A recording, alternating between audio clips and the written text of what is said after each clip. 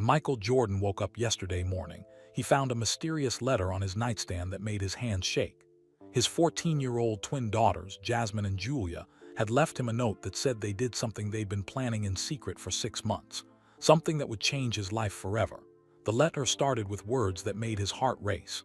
"Dear Dad, yesterday we did something we've been planning for 6 months.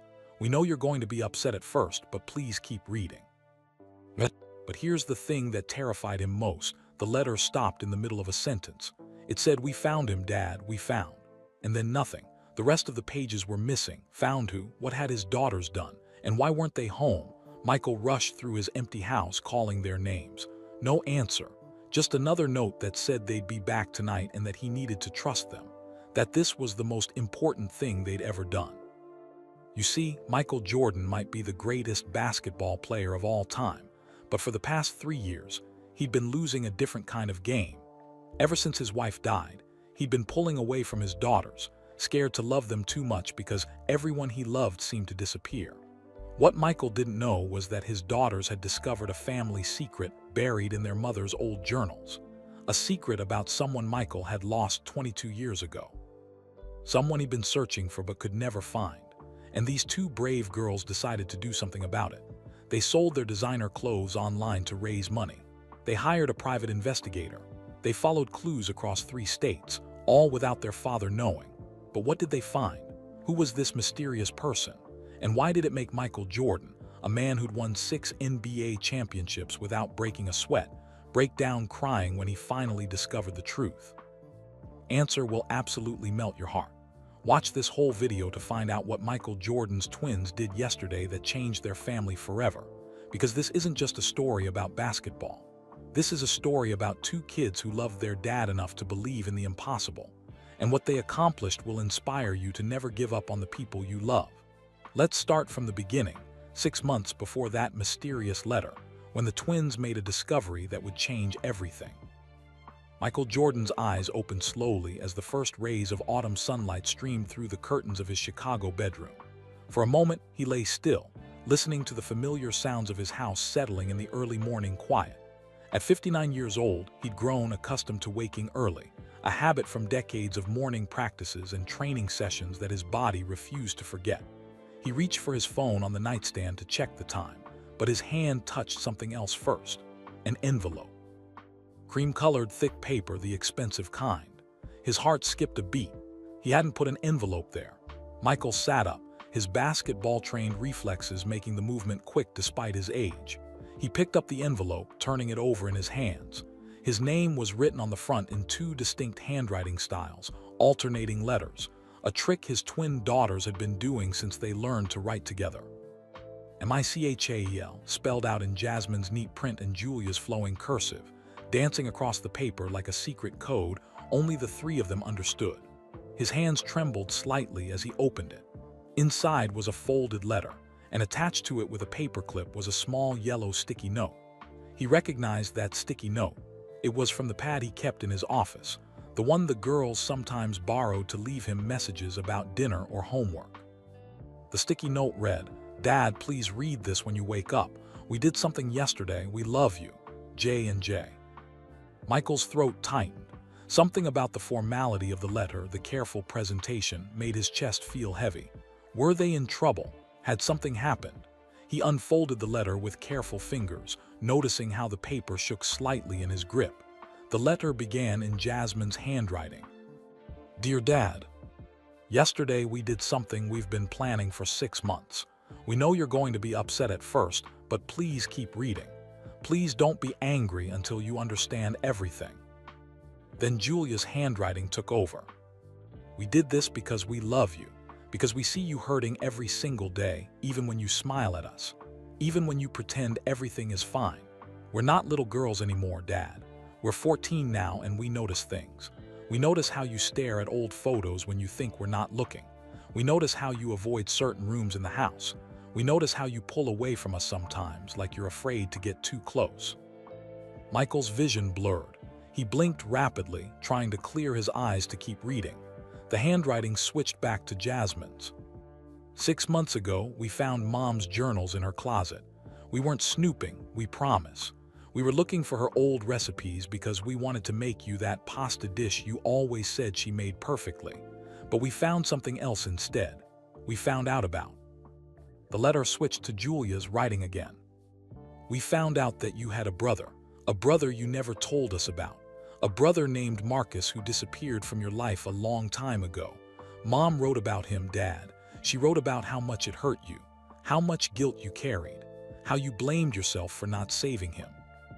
Michael's hands were shaking so hard now that he had to set the letter down on his lap to keep reading. Marcus. They knew about Marcus. How? Why? His mind raced with questions, with panic, with a grief so old and deep that he'd learned to bury it beneath championships and business deals and the daily routine of being Michael Jordan. Jasmine's handwriting continued. We know you're probably freaking out right now. We know you might be angry that we went through Mom's things, but Dad, she wanted us to know. There was a page in her journal, the last page she ever wrote, and it was addressed to us. She wrote, "If you're reading this, my sweet girls, then I'm gone. Take care of your father. He carries so much pain that he'll never tell you about. Help him heal. Help him forgive himself. Help him find." The letter stopped, mid-sentence, just like that. Help him find what, find who? Michael flipped the page over, nothing. He looked in the envelope, empty. His heart pounded against his ribs as he searched the nightstand, thinking maybe a page had fallen. Nothing there either. He grabbed the letter again, reading faster now. Julia's handwriting picked up at the bottom of the page. We spent 6 months looking for him, Dad. We used our allowance money. We sold some of our old designer clothes online. We hired a private investigator. We did everything we could think of. And we found him, Dad. We found. The sentence ended. The page ended. There was nothing more. Michael shot out of bed, his mind racing. Found him. They found Marcus. When, where, how, and why did the letter stop like that? He grabbed his phone and tried calling Jasmine, straight to voicemail. He tried Julia, same thing. His pulse quickened as he threw on sweatpants and a t-shirt, taking the stairs 2 at a time down to the main floor of his house. Jasmine, Julia. His voice echoed through the empty hallway. The kitchen was empty. No breakfast dishes in the sink, which was strange. The girls always made themselves cereal or toast before school. He checked the garage. Both their bikes were there. His cars were all there too. He ran back upstairs to their bedrooms. Jasmine's room was neat as always, her bed made with military precision, her basketball trophies lined up perfectly on the shelf. Julia's room was messier, more lived in, with books scattered across her desk and clothes draped over her chair. But both rooms were empty. On Julia's desk, he found another sticky note. His hands were steadier now as he picked it up, though his heart was hammering like it used to before championship games. The note was in Jasmine's handwriting this time. Dad, we're safe, we promise. We'll be back tonight by 8 o'clock. We needed to do this ourselves first. We needed to make sure before we told you. Please trust us. This is the most important thing we've ever done. We love you more than anything. Don't worry, don't come looking for us, just trust us. We'll explain everything tonight. P.S. We left our phones here on purpose so you wouldn't track us. We're with someone you trust. We're okay. Michael read the note 3 times, his mind spinning. Someone he trusted. Who? What were they doing? Where had they gone? He checked their bathroom. Their toothbrushes were there. He went back to their rooms and opened their closets. No suitcases missing. No obvious gaps in their clothes. Whatever they were doing, they hadn't packed for a long trip. He returned to his bedroom and sat on the edge of his bed, holding both notes and the unfinished letter. The morning sunlight was stronger now, painting golden rectangles across his floor. Somewhere in the distance, he could hear his neighbor's dog barking and the sound of a garbage truck making its rounds. Everything seemed normal. Everything except the fact that his 14-year-old daughters had vanished on some mysterious mission related to a brother he hadn't seen in 22 years. Marcus. God, he hadn't let himself think about Marcus in so long. The pain was too much, the guilt too heavy. After their mother died 3 years ago, Michael had locked away so many feelings, built so many walls. He'd convinced himself it was to protect the girls, to stay strong for them. But maybe he'd been protecting himself instead. He looked at the letter again. We found him, Dad. We found. Found Marcus. Was that what they were going to say? Had his daughters actually tracked down his lost brother, the brother he'd failed? The brother who disappeared into addiction and anger and a world Michael hadn't been able to save him from. Michael's phone buzzed. He grabbed it desperately, hoping it was the girls. but it was just a calendar reminder about a business meeting at 10 o'clock. He dismissed it without thinking. There was no way he could focus on business today. He called his mother. She answered on the third ring, her voice warm and sleepy. "Michael, it's 7 in the morning, baby. What's wrong?" "Mom, are the girls with you?" A pause. "The girls? No, honey. Why? What's happened?" He explained about the letter, the notes, the missing daughters.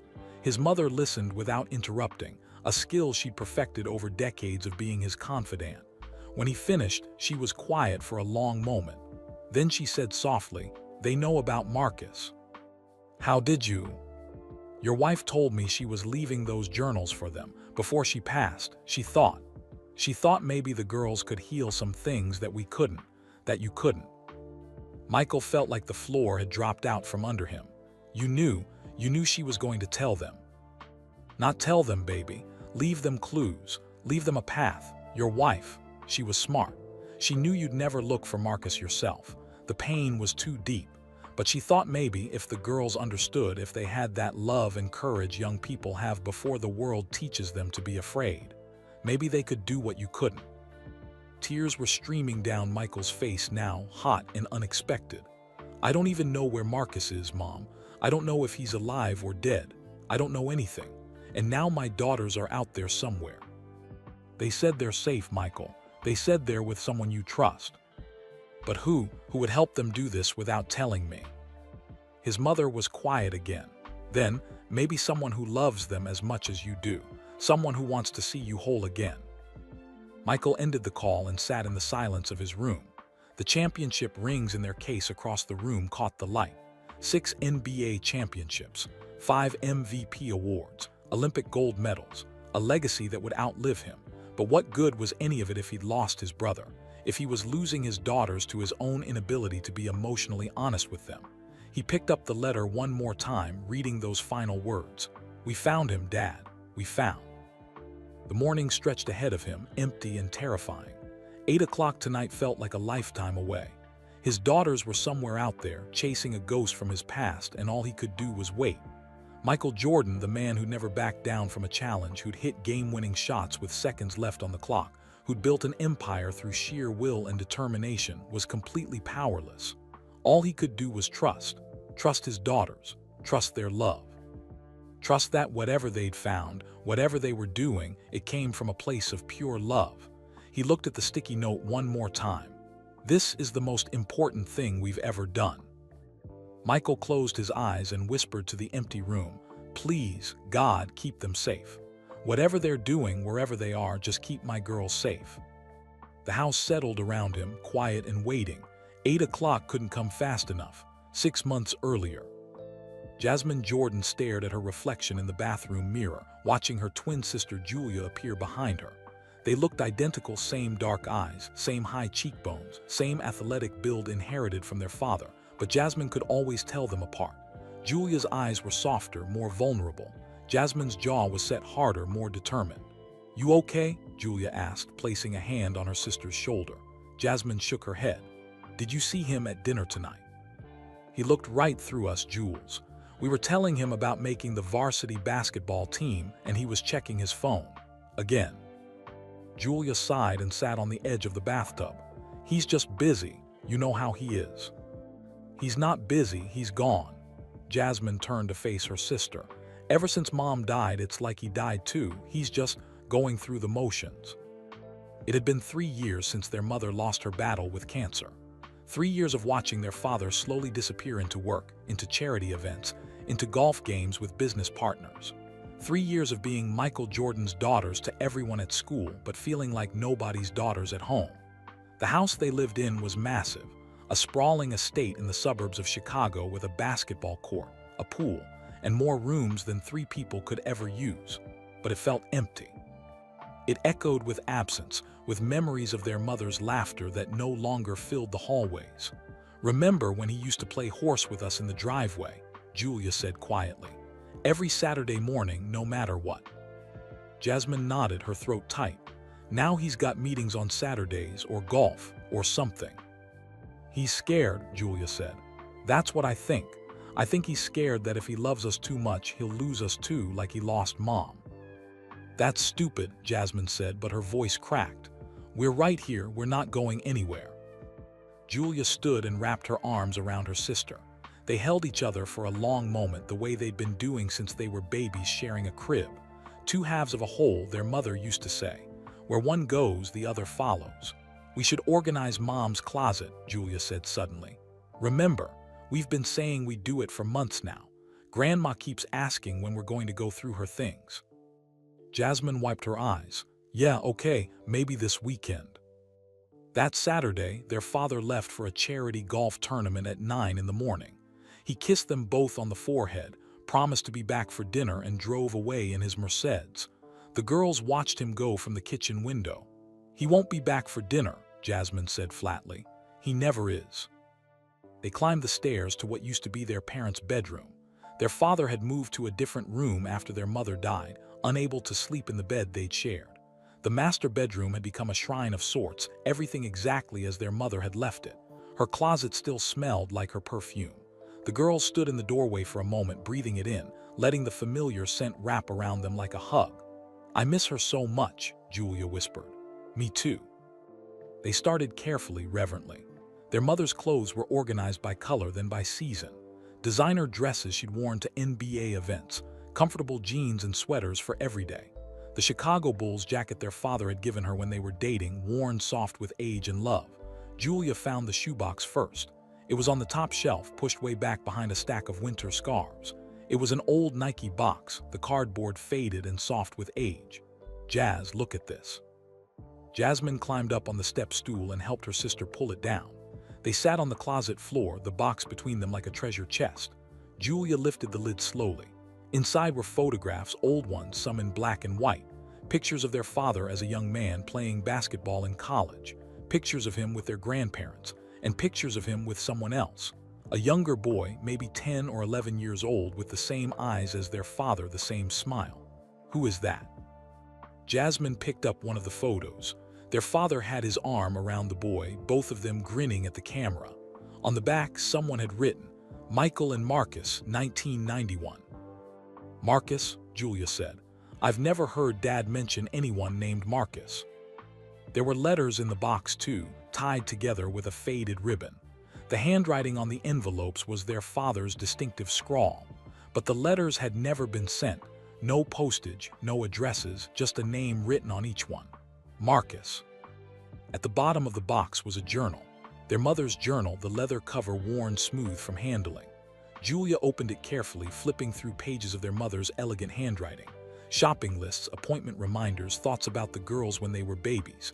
Then about halfway through, the tone changed. Jasmine read aloud. "Michael had another nightmare last night.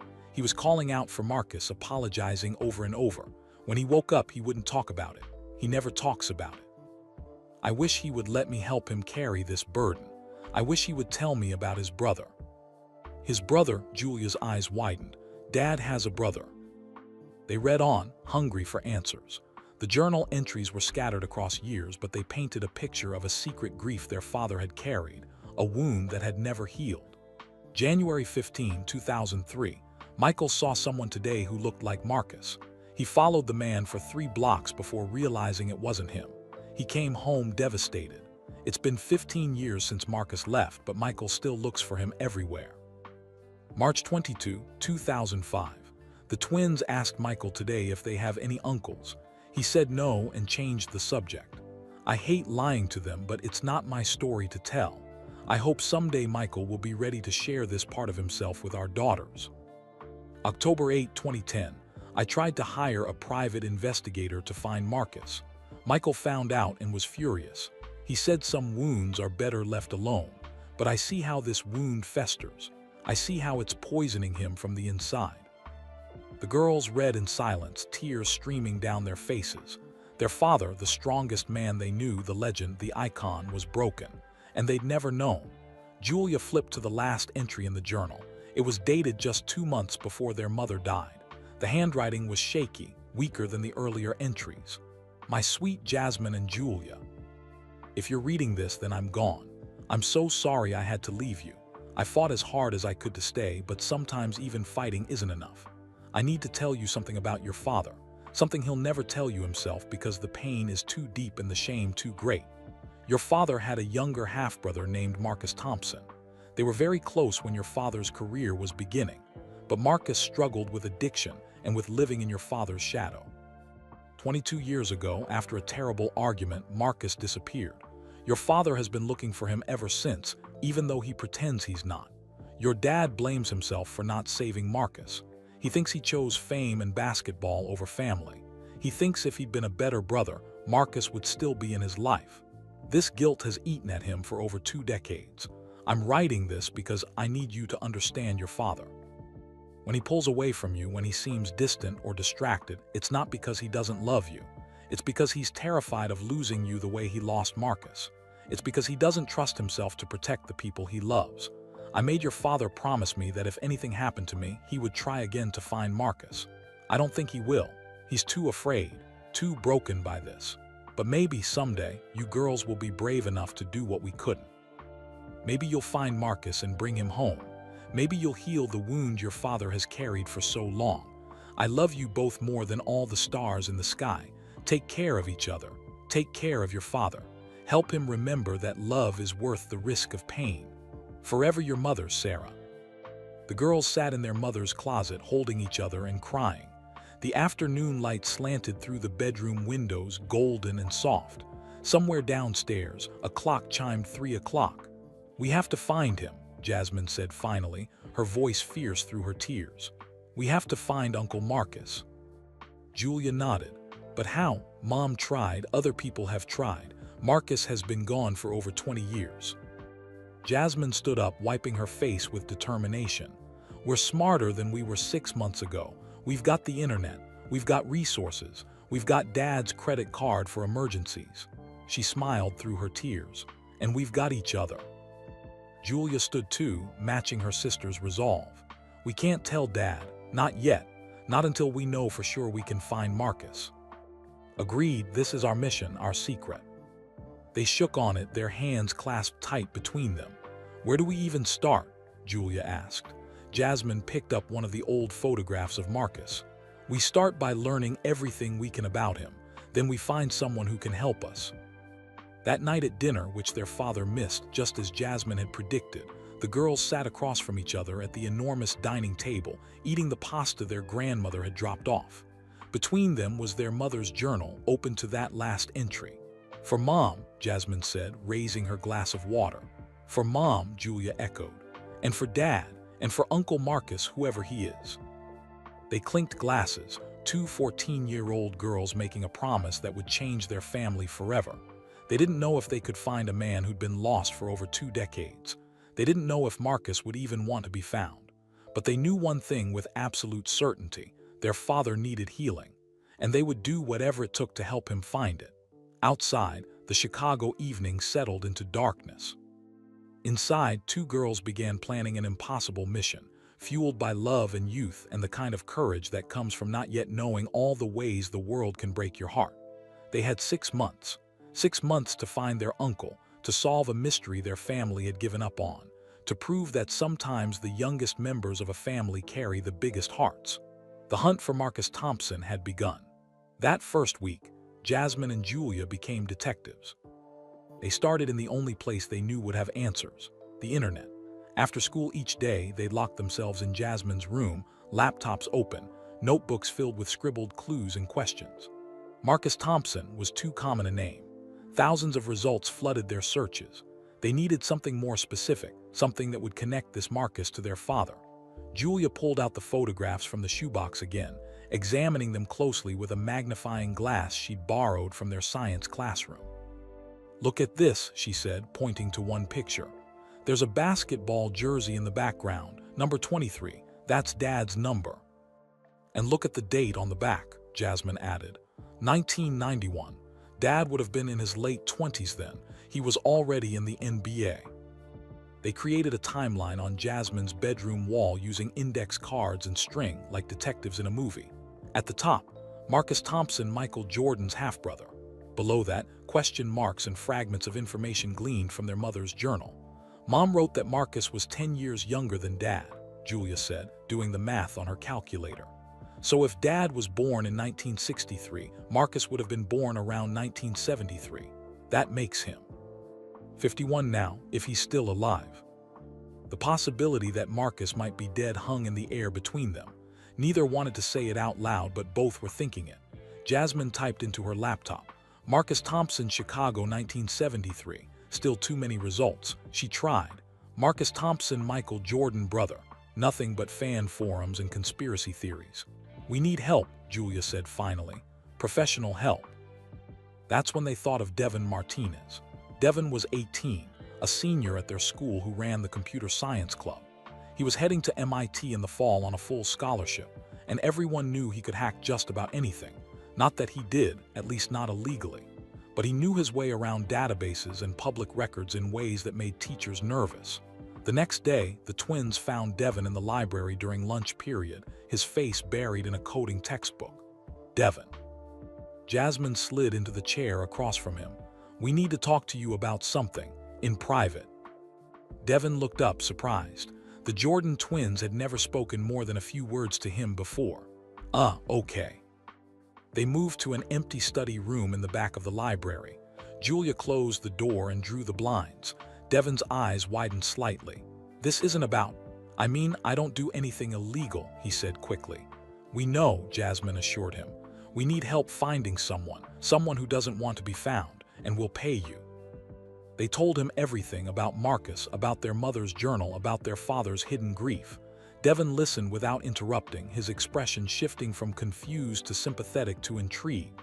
So you want me to help you track down your uncle who's been missing for over 20 years, Devin summarized. Yes, both girls said together. Devin leaned back in his chair, thinking, That's actually kind of amazing. Your dad is Michael Jordan, and he has a secret brother nobody knows about. Can you help us or not? Jasmine asked, her voice sharp with impatience. Devin grinned. I can try, but I'll need everything you know about him, every detail, no matter how small. Over the next 2 weeks, Devin became their partner in the search.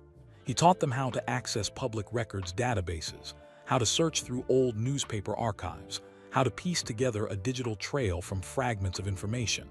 They found their first real lead in an old Chicago Tribune article from 1995.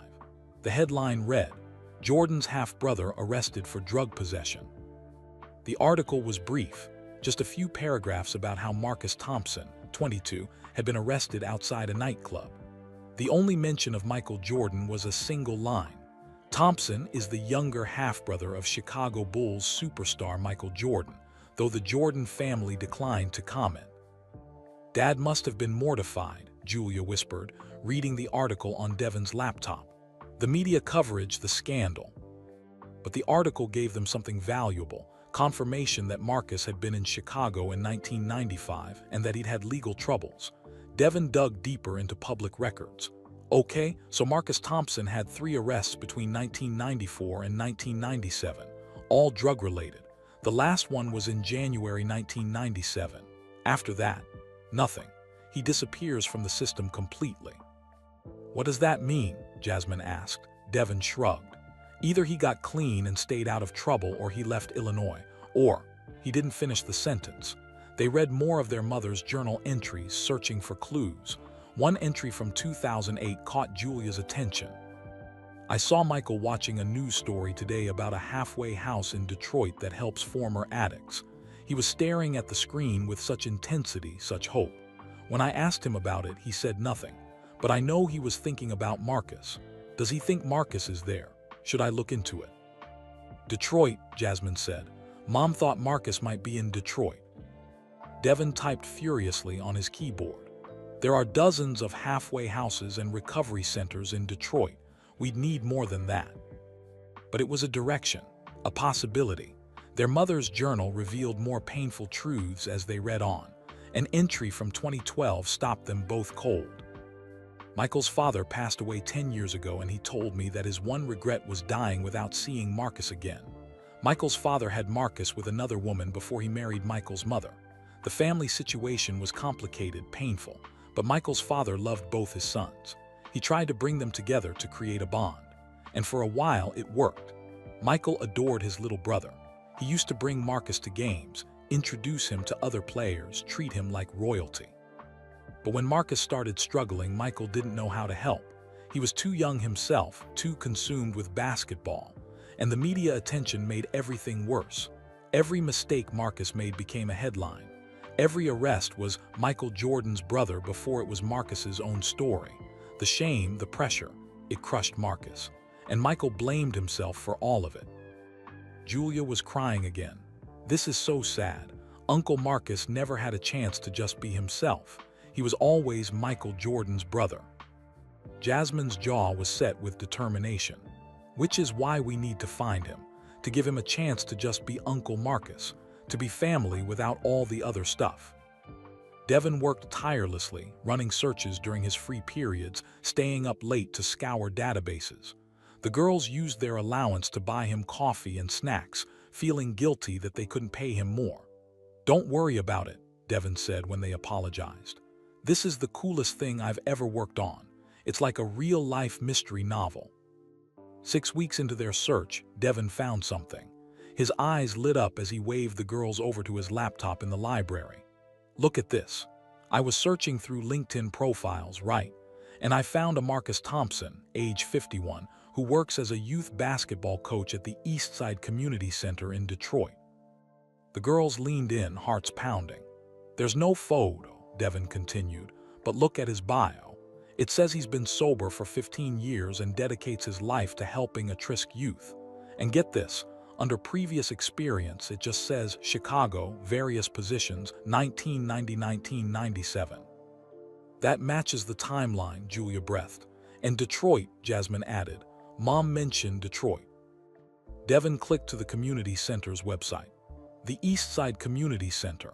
It's in a rough neighborhood, provides after-school programs, job training, addiction counseling, and they have a basketball program for kids. They found a grainy photo on the website from a community event. A group of kids in basketball uniforms standing with their coaches.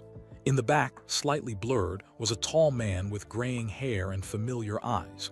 Julia grabbed Jasmine's hand. "Is that him? Could that be Uncle Marcus?" The photo was too unclear to be certain, but something about the man's posture, the way he stood with his hand on a young boy's shoulder, reminded them of their father. "We need to be sure," Jasmine said. "We can't tell Dad unless we're absolutely certain." Devin pulled up the community center's contact information. "You could call them, ask to speak to Marcus Thompson." But both girls shook their heads. "We need to see him in person," Julia said. "We need to look him in the eyes and know for sure." That night, lying in their respective beds in their respective rooms, the twins texted each other. "Julia, do you think it's really him?" "Jasmine, I don't know, but we have to find out." "Julia, what if he doesn't want to see Dad?" "Jasmine, then we convince him. We make him understand that Dad needs him." "Julia, what if Dad gets mad at us for doing this?" "Jasmine, then he gets mad, but at least he'll have his brother back." "Julia, I'm scared." "Jasmine, me too, but Mom believed in us. She thought we could do this." "Julia, for Mom." "Jasmine, for Mom, and for Dad, and for Uncle Marcus wherever he is." The next day, the girls made a decision. They needed to go to Detroit. They needed to see this Marcus Thompson for themselves. But they were 14, they couldn't just fly to Michigan alone. "We could tell Grandma," Julia suggested. "No," Jasmine said firmly. "She'd tell Dad immediately. This has to be our secret until we're sure." Devin offered to drive them. He had a car and a license, but the girls refused. That felt too risky, too much like running away. Instead, they hatched a plan. Their school's basketball team had an away tournament in Ohio in 3 months. The girls were both on the varsity team. If they could somehow extend that trip, add an extra day, get to Detroit. "It's a 5-hour drive from where we'll be in Ohio to Detroit," Jasmine calculated, looking at Google Maps. "We'd need a cover story," Julia said. "And we'd need help from someone who wouldn't rat us out." They thought about their options. Their grandmother would tell their father. Their coaches would never approve. Most of their friends couldn't keep a secret. Then Julia had an idea. What about Aunt Deborah? Deborah was their mother's younger sister, the cool aunt who lived in New York and worked as a photographer. She'd always been more relaxed than the rest of the family, more willing to bend rules. You think she'd help us? Jasmine asked doubtfully. Only one way to find out. They called Aunt Deborah that weekend, using the house phone when their father was at a charity event. They explained everything: the journal, the search, the possible lead in Detroit. Aunt Deborah was silent for a long time after they finished. Then she said, "Your mother would be so proud of you girls." "Will you help us?" Julia asked. Another pause. "If I help you, you have to promise me 3 things. 1, you stay safe. 2, if this Marcus isn't who you think he is, or if he's dangerous in any way, you walk away immediately. And 3, no matter what happens, you tell your father the truth eventually." "We promise," both girls said together. "Then yes, I'll help you, but we do this smart. We do this carefully. Your father has lost enough. I won't let him lose you too." The plan came together slowly over the next 2 months. The basketball tournament in Ohio was in early May. Aunt Deborah would fly in, rent a car, and drive the girls to Detroit under the guise of a girls' weekend to visit colleges. Their father, distracted and distant as usual, approved without much thought. The twins continued their research, learning everything they could about the East Side Community Center, about Marcus Thompson's work there, about the neighborhood where he lived and worked. They practiced what they'd say to him, how they'd introduce themselves, how they'd explain why they'd searched for him. Julia wrote scripts in her notebook, crossing out and revising, trying to find the perfect words. Jasmine was more practical. "We just tell him the truth, that Dad misses him, that our family isn't complete without him. What if he slams the door in our faces? Then we knock again." As the months passed, they watched their father continue to drift further away. He missed Julia's birthday dinner because of a last-minute business call. He forgot about Jasmine's big game until the last quarter. He smiled when he was supposed to, said the right things, but his eyes were empty. One night in April, a month before the trip, the girls found their father sitting alone in his study, staring at an old photograph. When they got closer, they saw it was a picture of him and Marcus from decades ago, both of them young and happy and whole. Their father didn't hear them approach. They watched as he traced Marcus's face in the photograph with one finger, his expression so broken that it made their hearts ache. They backed away silently, more determined than ever. Their father needed his brother, and they were going to bring him home, no matter what it took. The countdown to Detroit had begun. But 3 months of planning still lay ahead, and the twins couldn't afford to waste a single day. Every moment spent waiting felt like watching their father slip further away from them, further into himself. They divided responsibilities like a military operation. Jasmine handled the logistics, transportation, timing, cover stories. Julia managed the emotional preparation, what they'd say, how they'd approach Marcus, contingency plans for every possible reaction.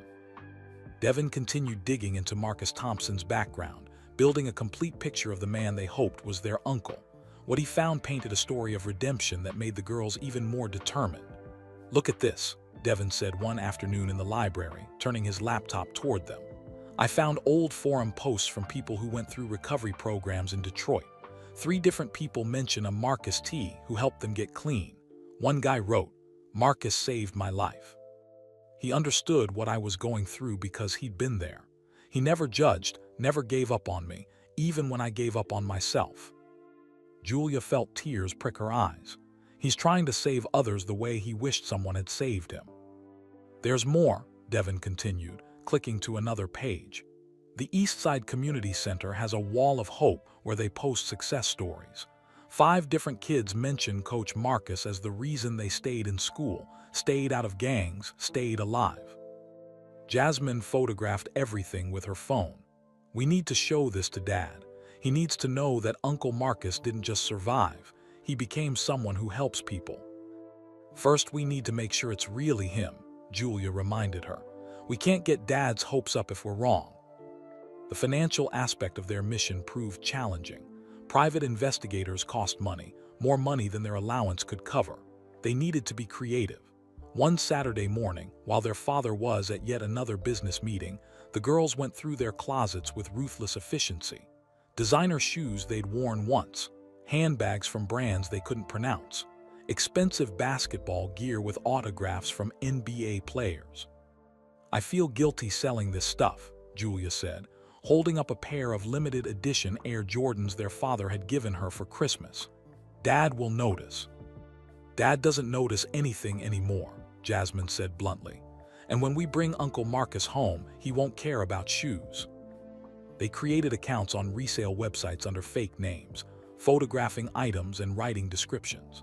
Julia handled the shipping while Jasmine managed the finances, opening a separate bank account at a branch across town where nobody knew them. Within 2 weeks, they'd raised $2,400. It wasn't a fortune, but it was enough to hire a private investigator for a preliminary search.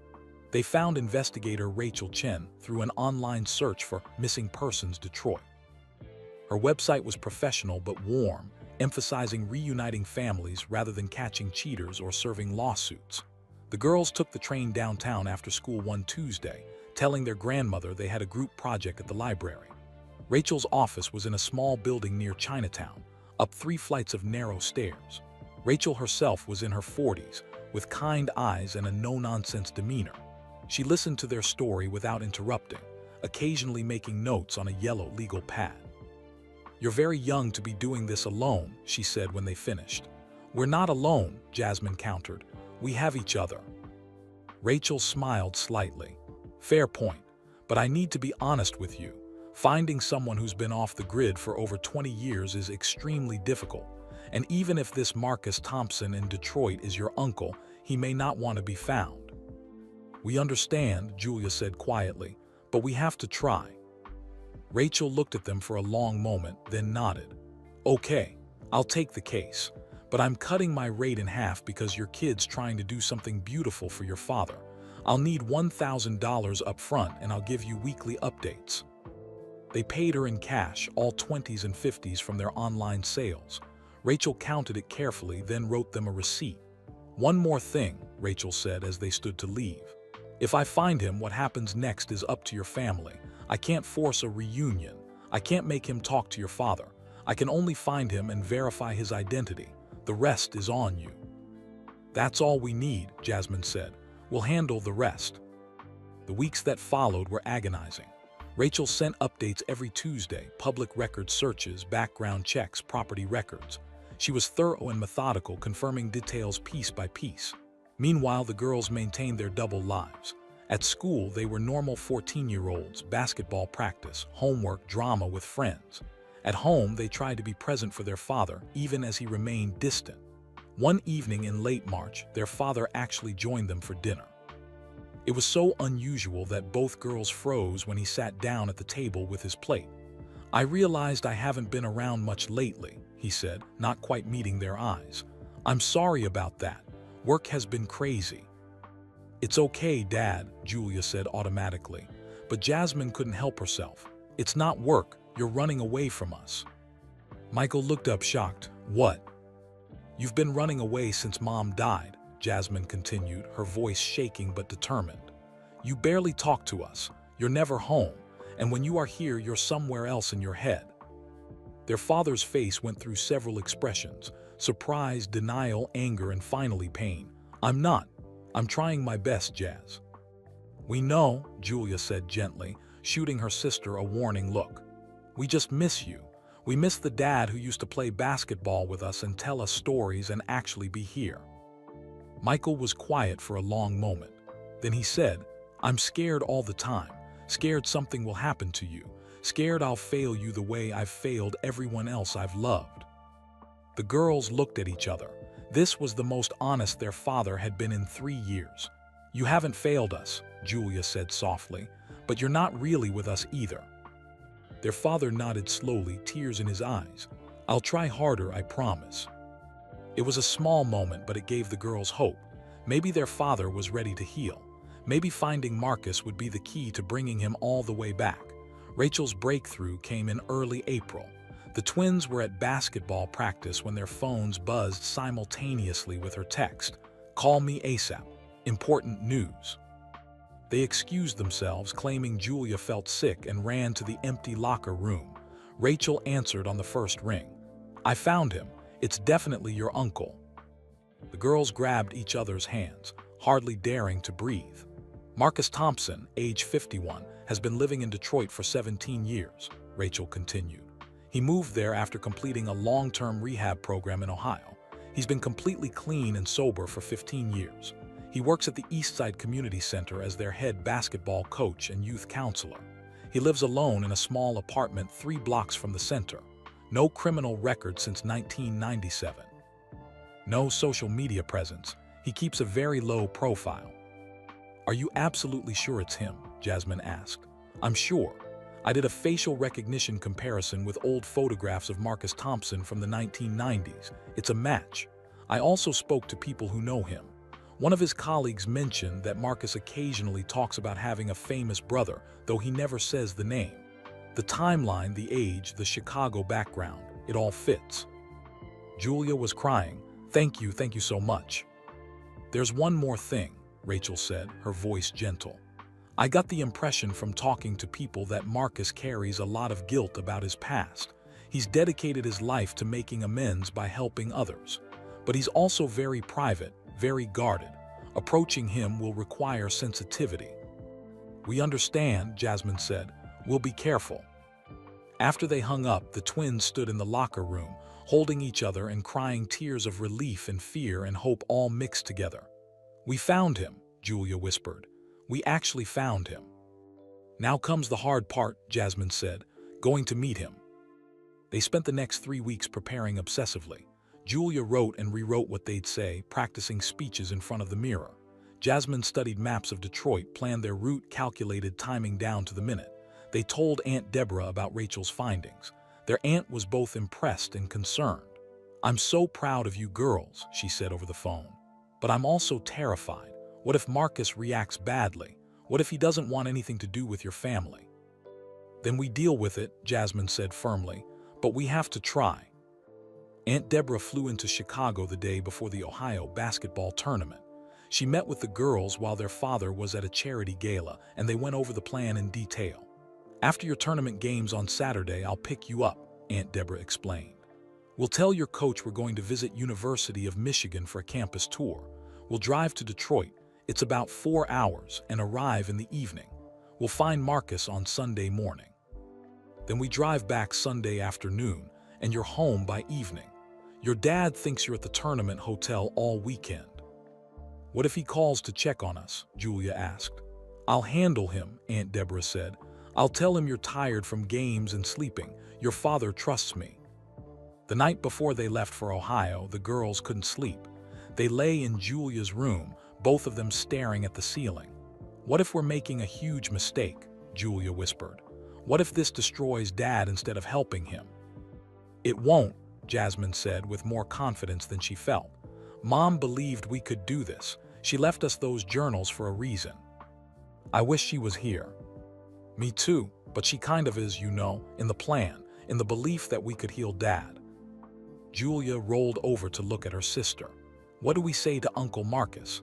How do we convince a man who's been gone for 22 years to come back?" Jasmine thought for a moment. "We tell him the truth. We tell him Dad never stopped looking, never stopped loving him, never stopped blaming himself. We tell him that our family is broken without him and that we need him to come home." "What if he says no?" "Then we tell him again and again until he believes us." The basketball tournament in Ohio was a blur. The girls played mechanically, their minds already in Detroit. Their team won both games, but neither twin could remember a single play afterward. Saturday night, Aunt Deborah picked them up from the tournament hotel as planned. The coach bought the college visit story without question. After all, Jasmine and Julia were excellent students with bright futures.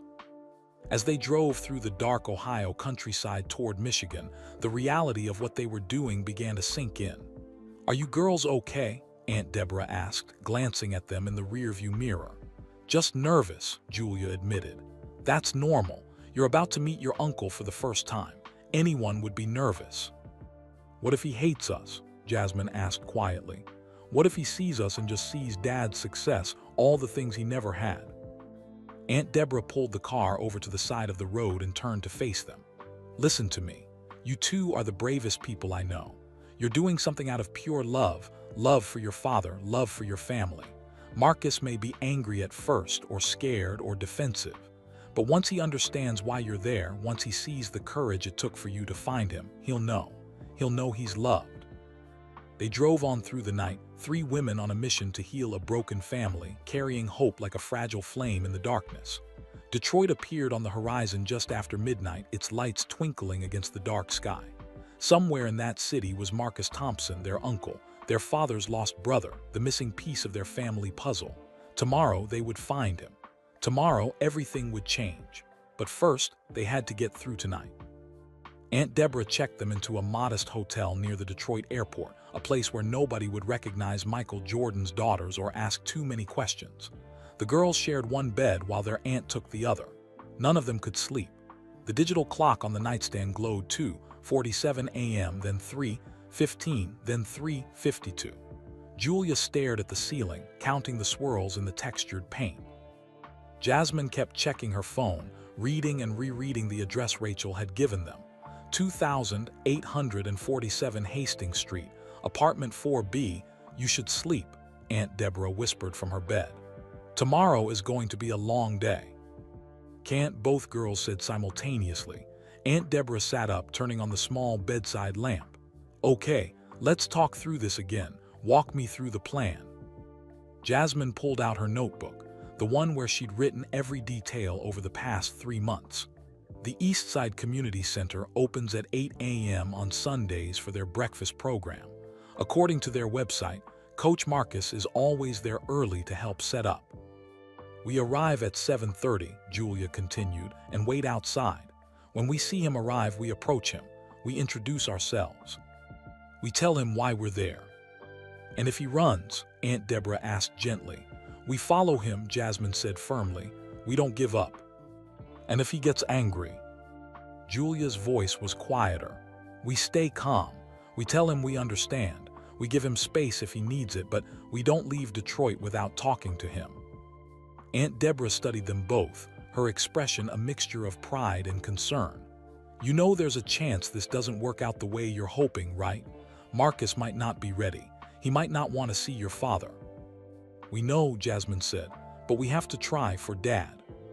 For Dad, Julia echoed, and for Uncle Marcus. He deserves to know he's forgiven, that he's wanted, that he has family who's been looking for him. The rest of the night passed in restless half-sleep. When dawn finally broke through the hotel curtains, all three of them were already awake, nerves crackling like electricity in the air.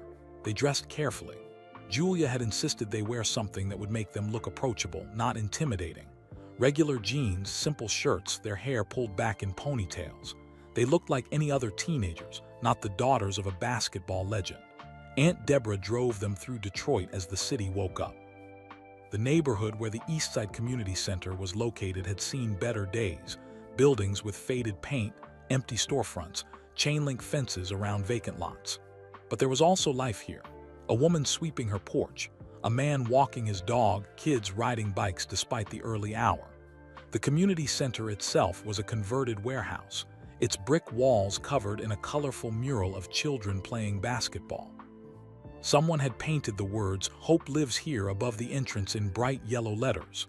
There, Jasmine said, pointing to the parking lot. That's it. Aunt Deborah parked across the street where they could see the entrance clearly. The clock on the dashboard read 7:18 a.m. They waited. At 7:35, a blue sedan pulled into the parking lot. The girls sat up straighter, hearts pounding. A man got out, tall, lean, moving with an athlete's grace despite his age. He wore jeans and a windbreaker, carrying a canvas bag over his shoulder. Is that him? Aunt Deborah whispered. The girls stared. Even from a distance, even after 22 years, the resemblance was unmistakable. He had their father's build, their father's way of walking, their father's profile.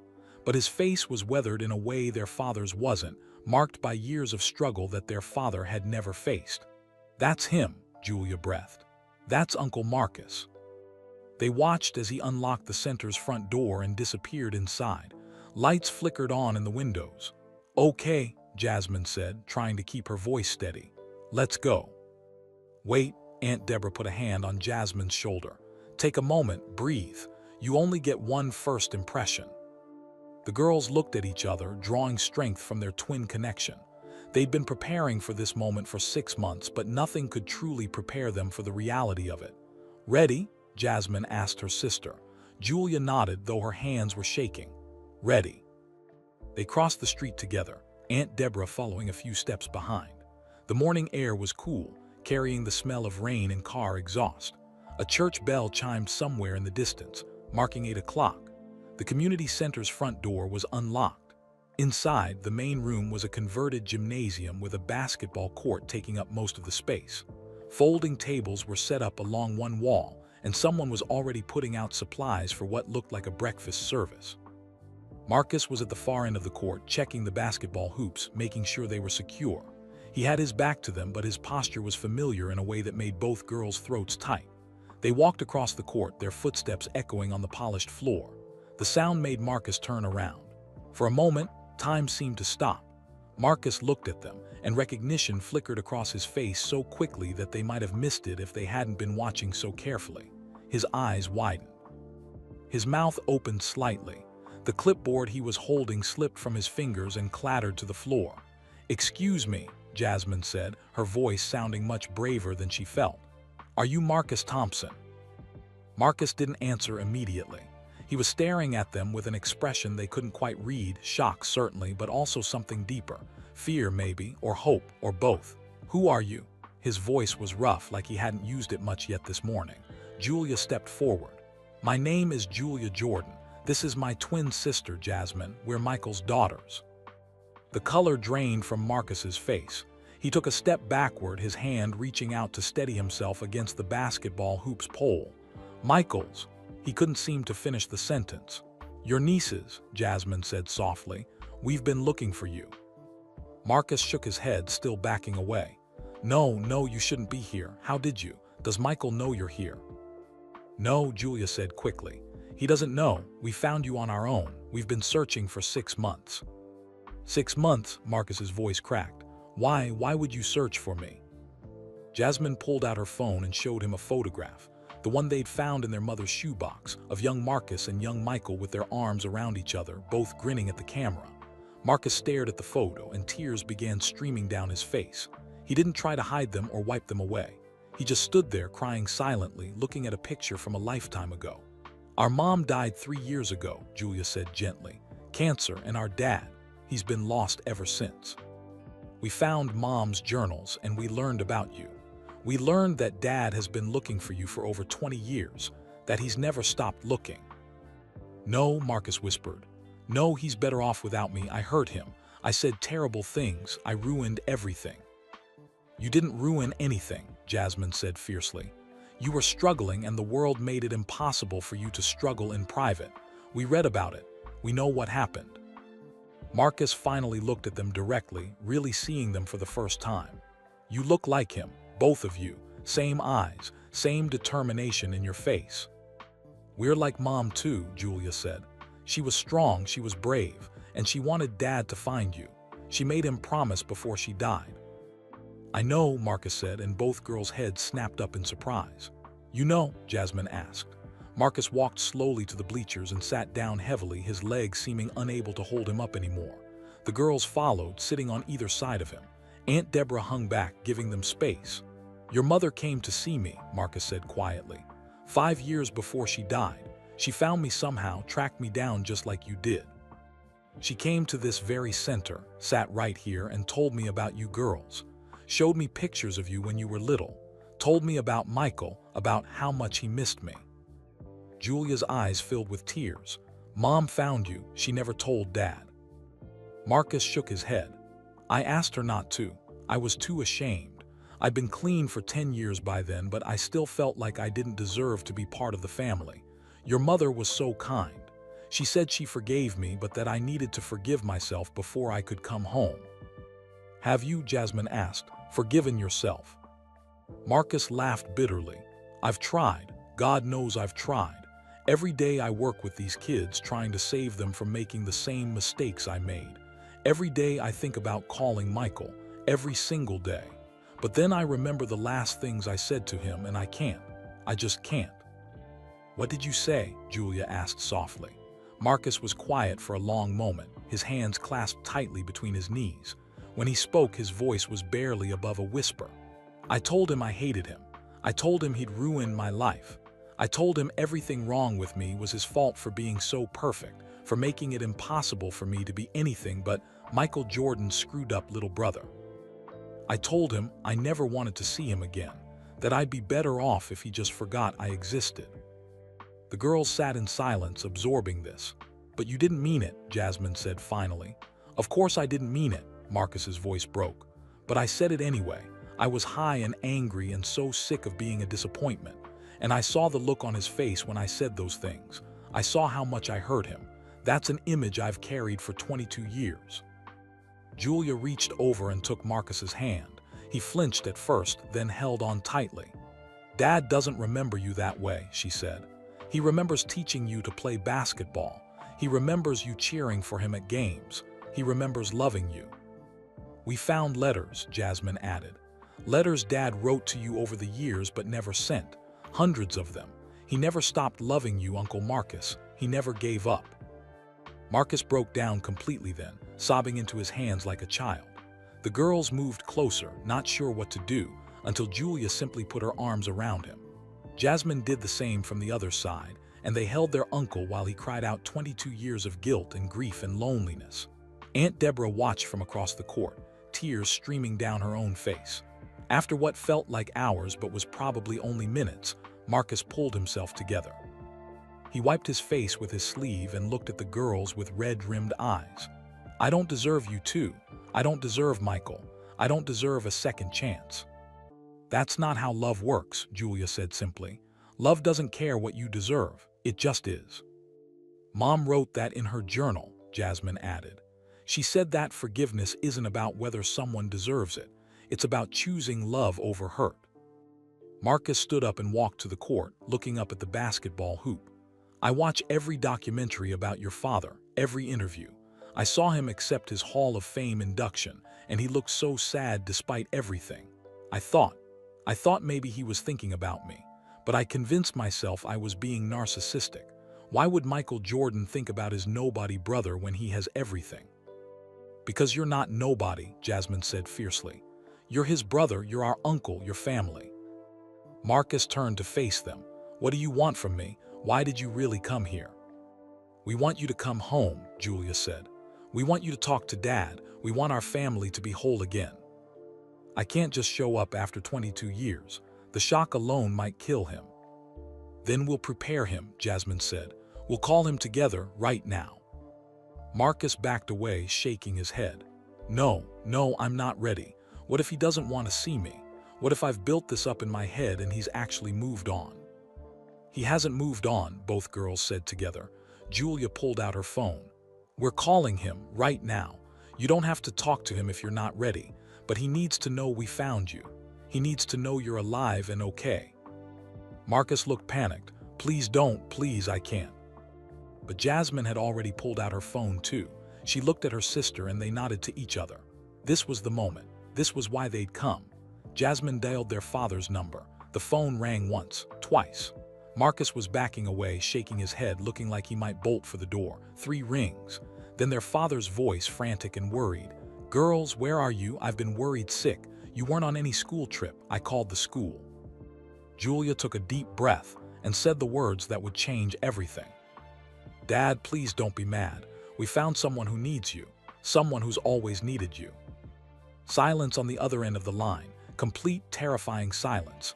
Jasmine watched her sister's face go pale. Julia's hand was shaking so badly that the phone trembled against her ear. "Julia." Their father's voice came through, low and dangerous in a way they'd rarely heard. "What are you talking about? Where are you?" "We're in Detroit, Dad." "Detroit? You told me you were at a basketball tournament in Ohio. I just called your coach and she said you left yesterday with your aunt for a college visit." His voice was rising now, panic mixing with anger. "Do you have any idea how worried I've been? I've been calling Deborah for the past hour and she's not answering." Across the gym, Aunt Deborah winced and pulled out her phone, seeing the 17 missed calls from Michael. "Dad, please listen," Julia said, tears streaming down her face now. "We lied about where we were going because we had to. We had to do this first before we told you. We had to make sure."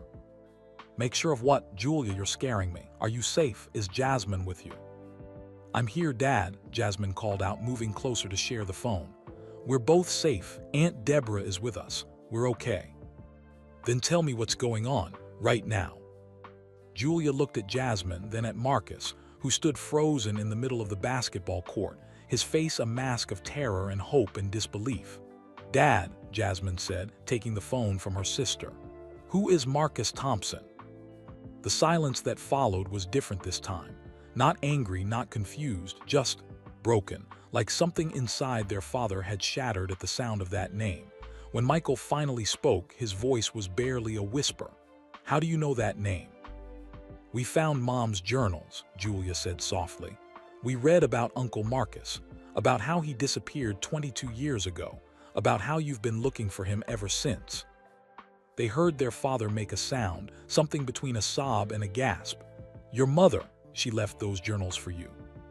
She did, Dad. She wanted us to know. She wanted us to help you. Marcus is gone, Michael said, and the pain in his voice made both girls start crying harder. I looked for years. I hired investigators. I followed every lead. He's gone. He's not gone, Dad, Jasmine said firmly. We found him. Another silence. This one stretched so long that Julia thought the call had dropped. She checked her phone screen, still connected. Dad. You found him, Michael's voice cracked completely. You found Marcus, how, where? We hired a private investigator, Jasmine explained. We spent 6 months looking. We used our allowance money. We sold some of our stuff online. Devin helped us research. And we found him, Dad. He's been living in Detroit for 17 years. Is he? Michael couldn't seem to finish the question.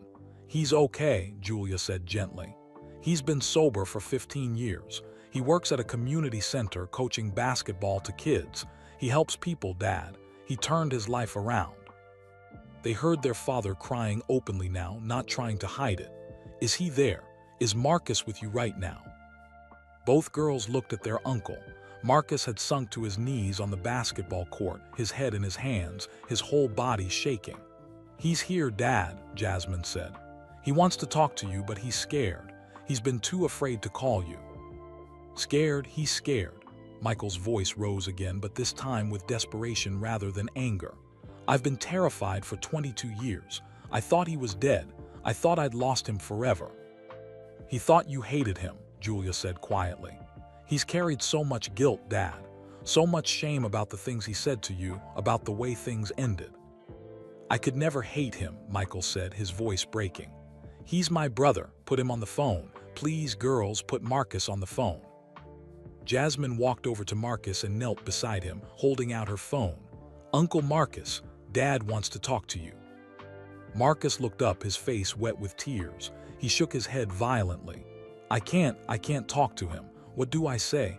How do I apologize for 22 years? Julia knelt on his other side. You start by saying hello. That's all, just hello. They heard their father's voice coming through the phone speaker. Marcus, are you there? Please, please talk to me.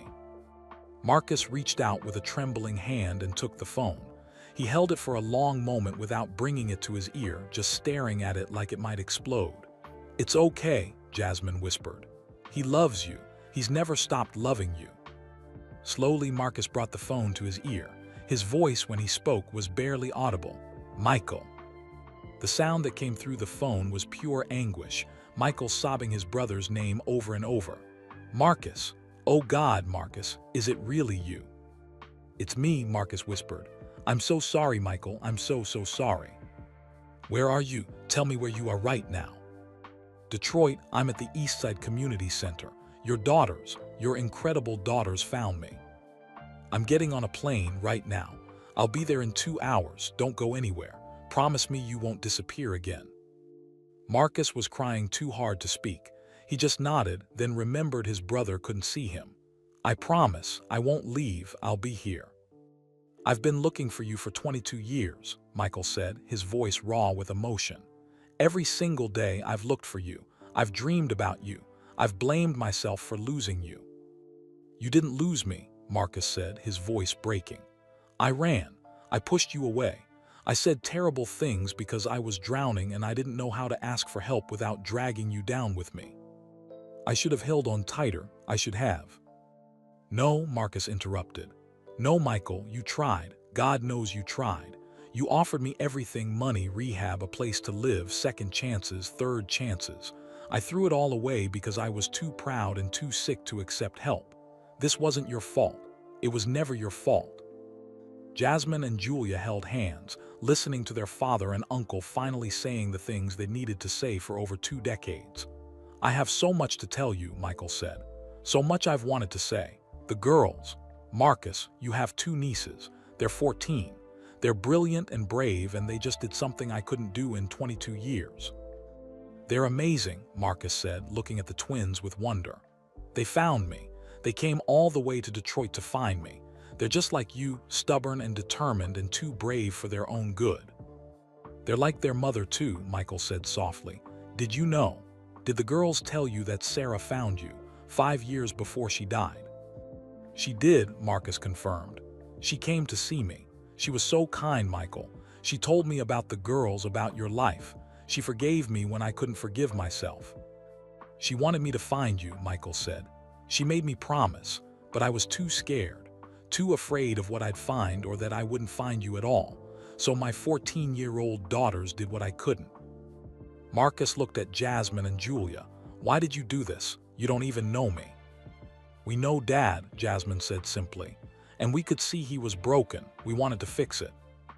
We wanted our dad back, Julia added. The real him, the one who isn't scared all the time.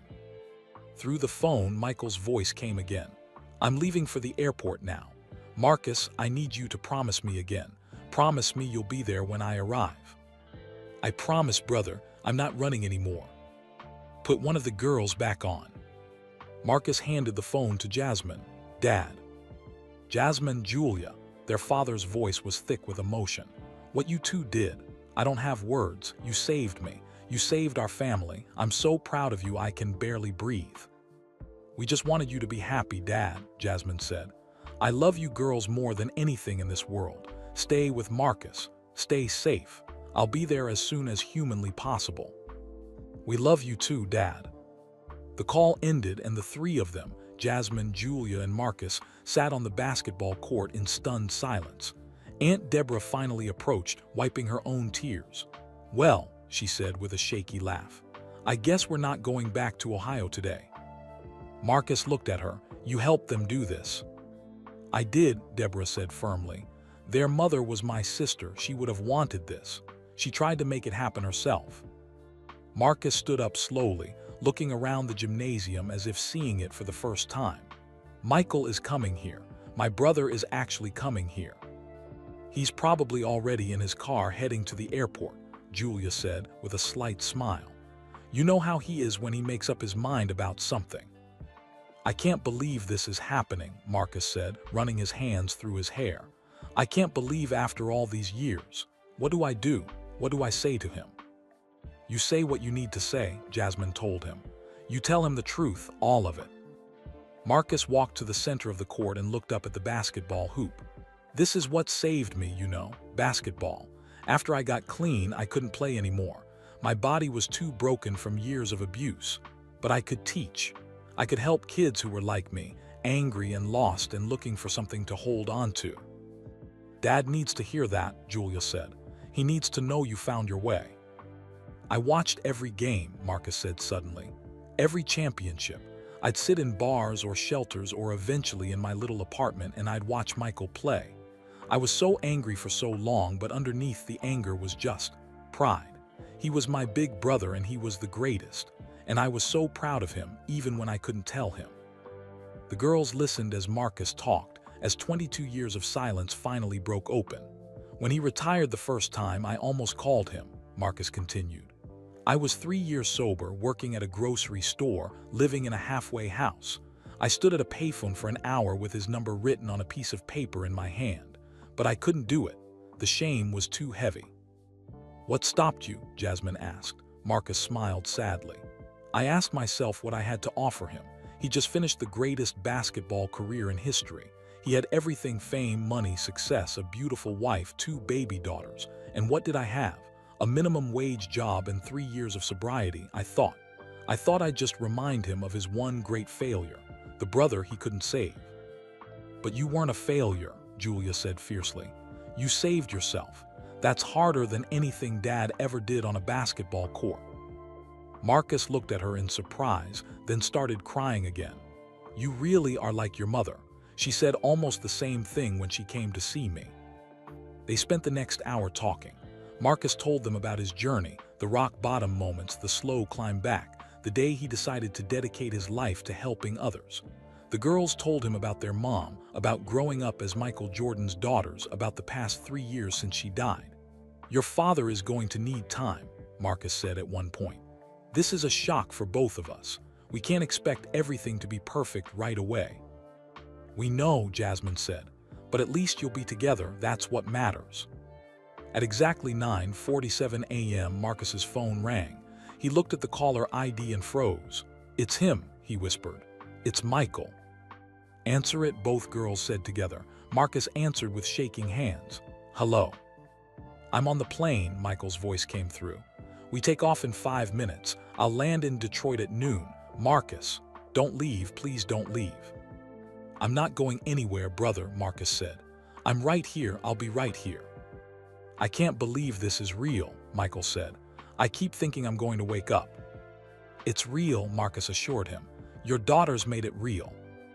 There was a pause, then Michael said, I'm scared, Marcus. Me too. What if we don't know how to be brothers anymore? Marcus looked at the twins who were watching him with hopeful eyes. Then we learned together. We have time now. We have a second chance. I won't waste it, Michael said. I promise you I won't waste it. After the call ended, Marcus sat down on the bleachers and put his head in his hands. He's really coming. After 22 years, Michael is really coming. The girls sat on either side of him, and they waited together for the reunion that would change all of their lives forever. The community center slowly came to life around them. Volunteers arrived to set up for the Sunday breakfast program, carrying boxes of donated food and setting out folding chairs. A few regulars trickled in, older folks from the neighborhood, families with young children, teenagers who had nowhere else to go on a Sunday morning. Several people greeted Marcus warmly, then stopped when they saw his tear-stained face and the two girls flanking him protectively. You okay, coach? Asked a young man with kind eyes and tattoos covering both arms. Marcus managed a smile. Yeah, Tommy, better than okay, just processing some good news. Tommy nodded, understanding that this wasn't the time for questions. Let us know if you need anything. As the morning progressed, Marcus seemed unable to sit still. He'd stand up, pace to the basketball court, touch the hoop like it might ground him, then return to the bleachers. The girls watched him with a mixture of sympathy and amusement. You're making me nervous, Julia finally said, and I'm already nervous enough. Marcus laughed shakily. Sorry, I haven't been this scared since my first day of sobriety. Tell us about that, Jasmine said, trying to distract him. Your first day sober. Marcus sat back down, grateful for something to focus on. It was August 15, 2003. I woke up in a hospital bed after an overdose. The doctor told me I'd been dead for 3 minutes. 3 minutes. They brought me back, and when I opened my eyes, the first thing I thought was, Michael is never going to know what happened to me. He's going to wonder for the rest of his life. He paused, his hands clasped tightly between his knees. That thought terrified me more than the overdose itself. Not the dying. I'd been dying slowly for years. But the idea that Michael would never know, would never have closure, would blame himself forever. That broke something in me. Or maybe it fixed something. I went straight from that hospital to a long-term rehab program in Ohio. Why didn't you call Dad then? Julia asked softly. Once you were better. Marcus's expression grew distant. Because getting clean was just the first step. I had to rebuild myself from nothing. I was 30 years old and I had nothing. No job, no home, no education beyond high school, a criminal record. I told myself I'd contact Michael when I had something to show for myself, when I could stand in front of him without shame. But that day never came, Jasmine guessed. The goalpost kept moving, Marcus admitted. First it was 6 months sober, then a year, then a job, then 2 years, then my own apartment. There was always one more thing I needed to accomplish before I'd be worthy of his forgiveness. Until eventually, 22 years had passed. Aunt Deborah, who'd been quietly observing from nearby, spoke up. Shame is a prison we build for ourselves. The only person who had the key to yours was Michael, and he would have opened that door 22 years ago if you'd let him. Marcus nodded. I know that now. I think I've always known it, but knowing something and believing it are two different things. At 10:30, Marcus's phone buzzed with a text. His hands shook as he read it aloud.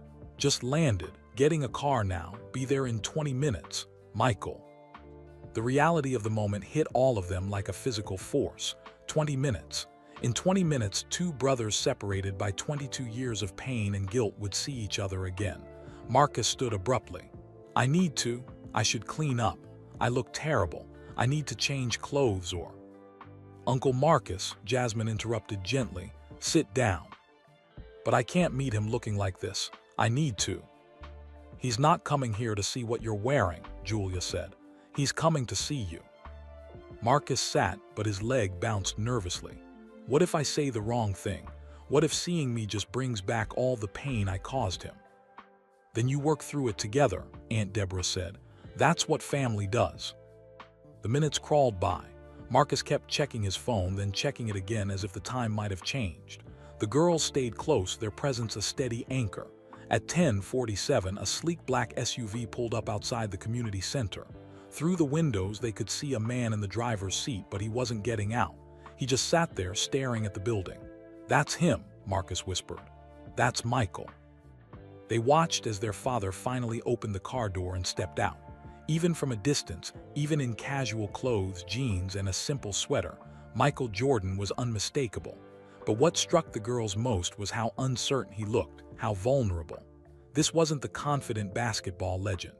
This was just a man terrified of losing his last chance at redemption. Michael walked slowly toward the entrance, then stopped.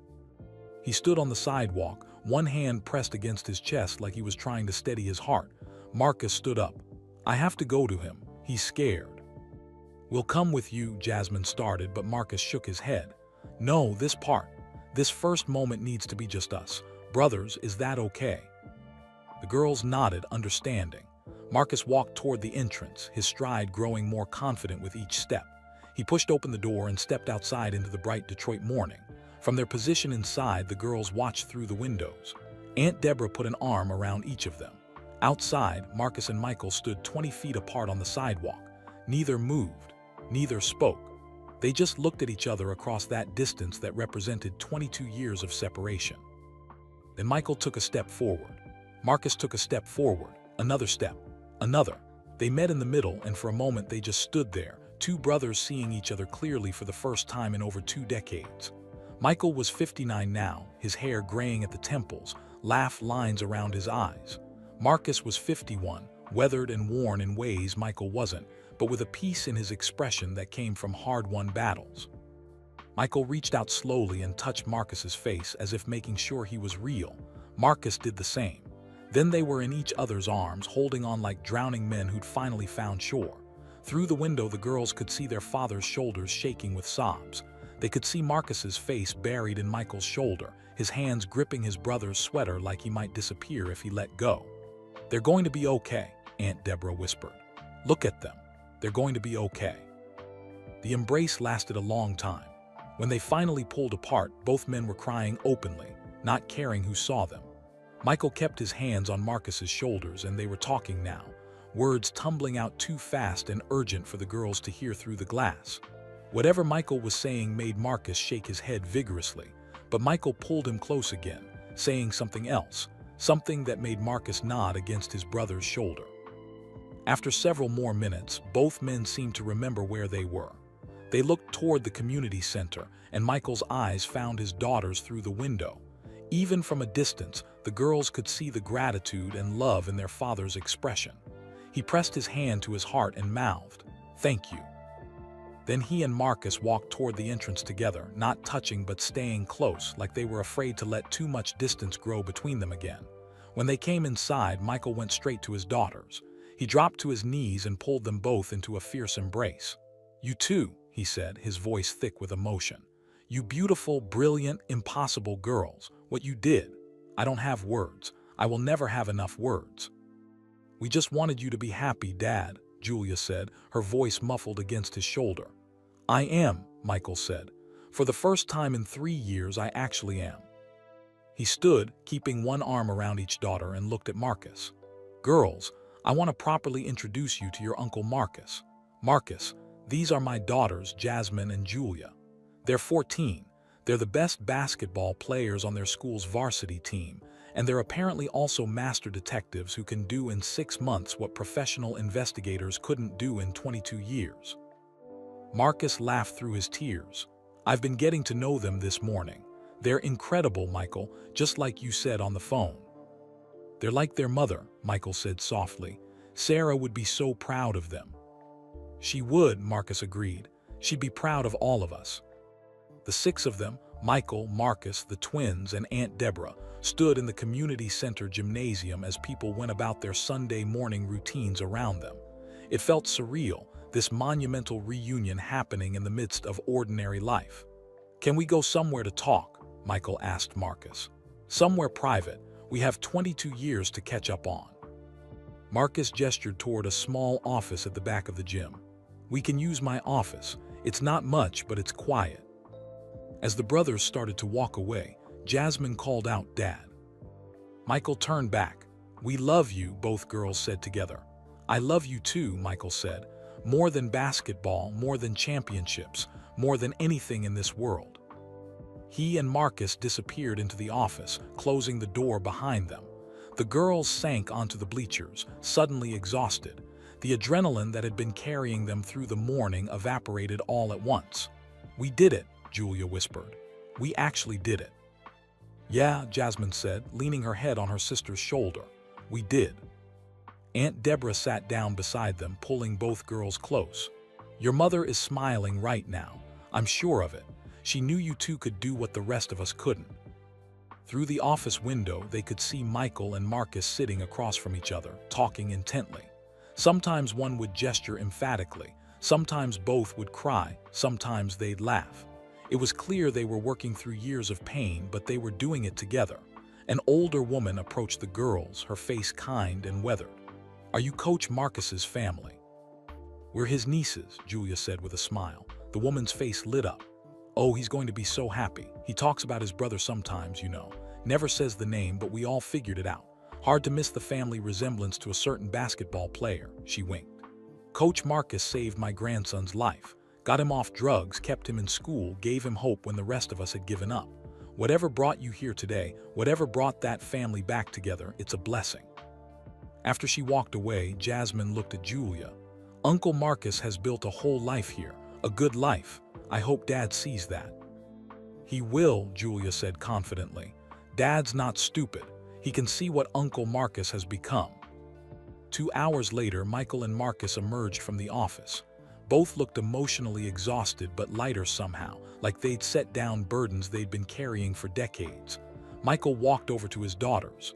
"Marcus and I have been talking. We're going to take this slow, but we're going to do it right this time.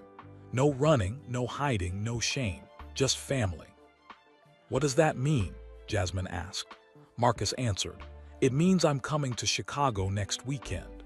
Your dad wants me to meet your grandmother to see where you all live, to start being part of your lives, if that's okay with you."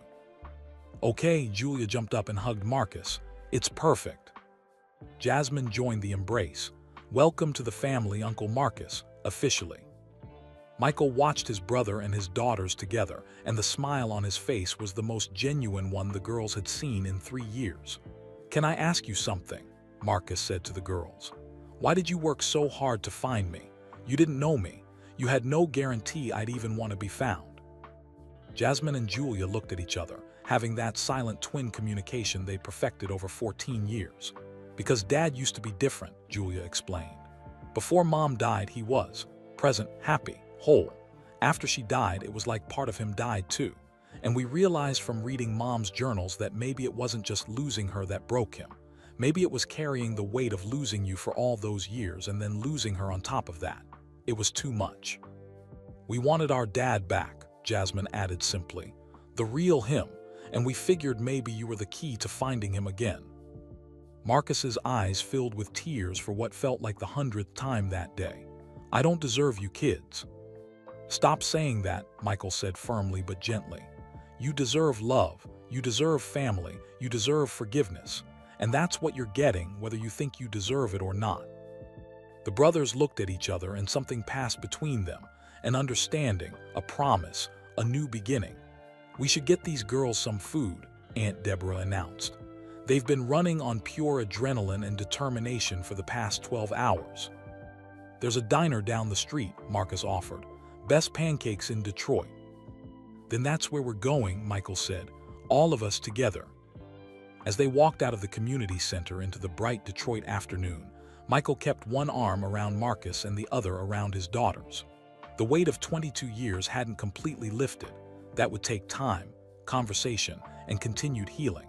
But for the first time in over 2 decades, the Jordan family was whole.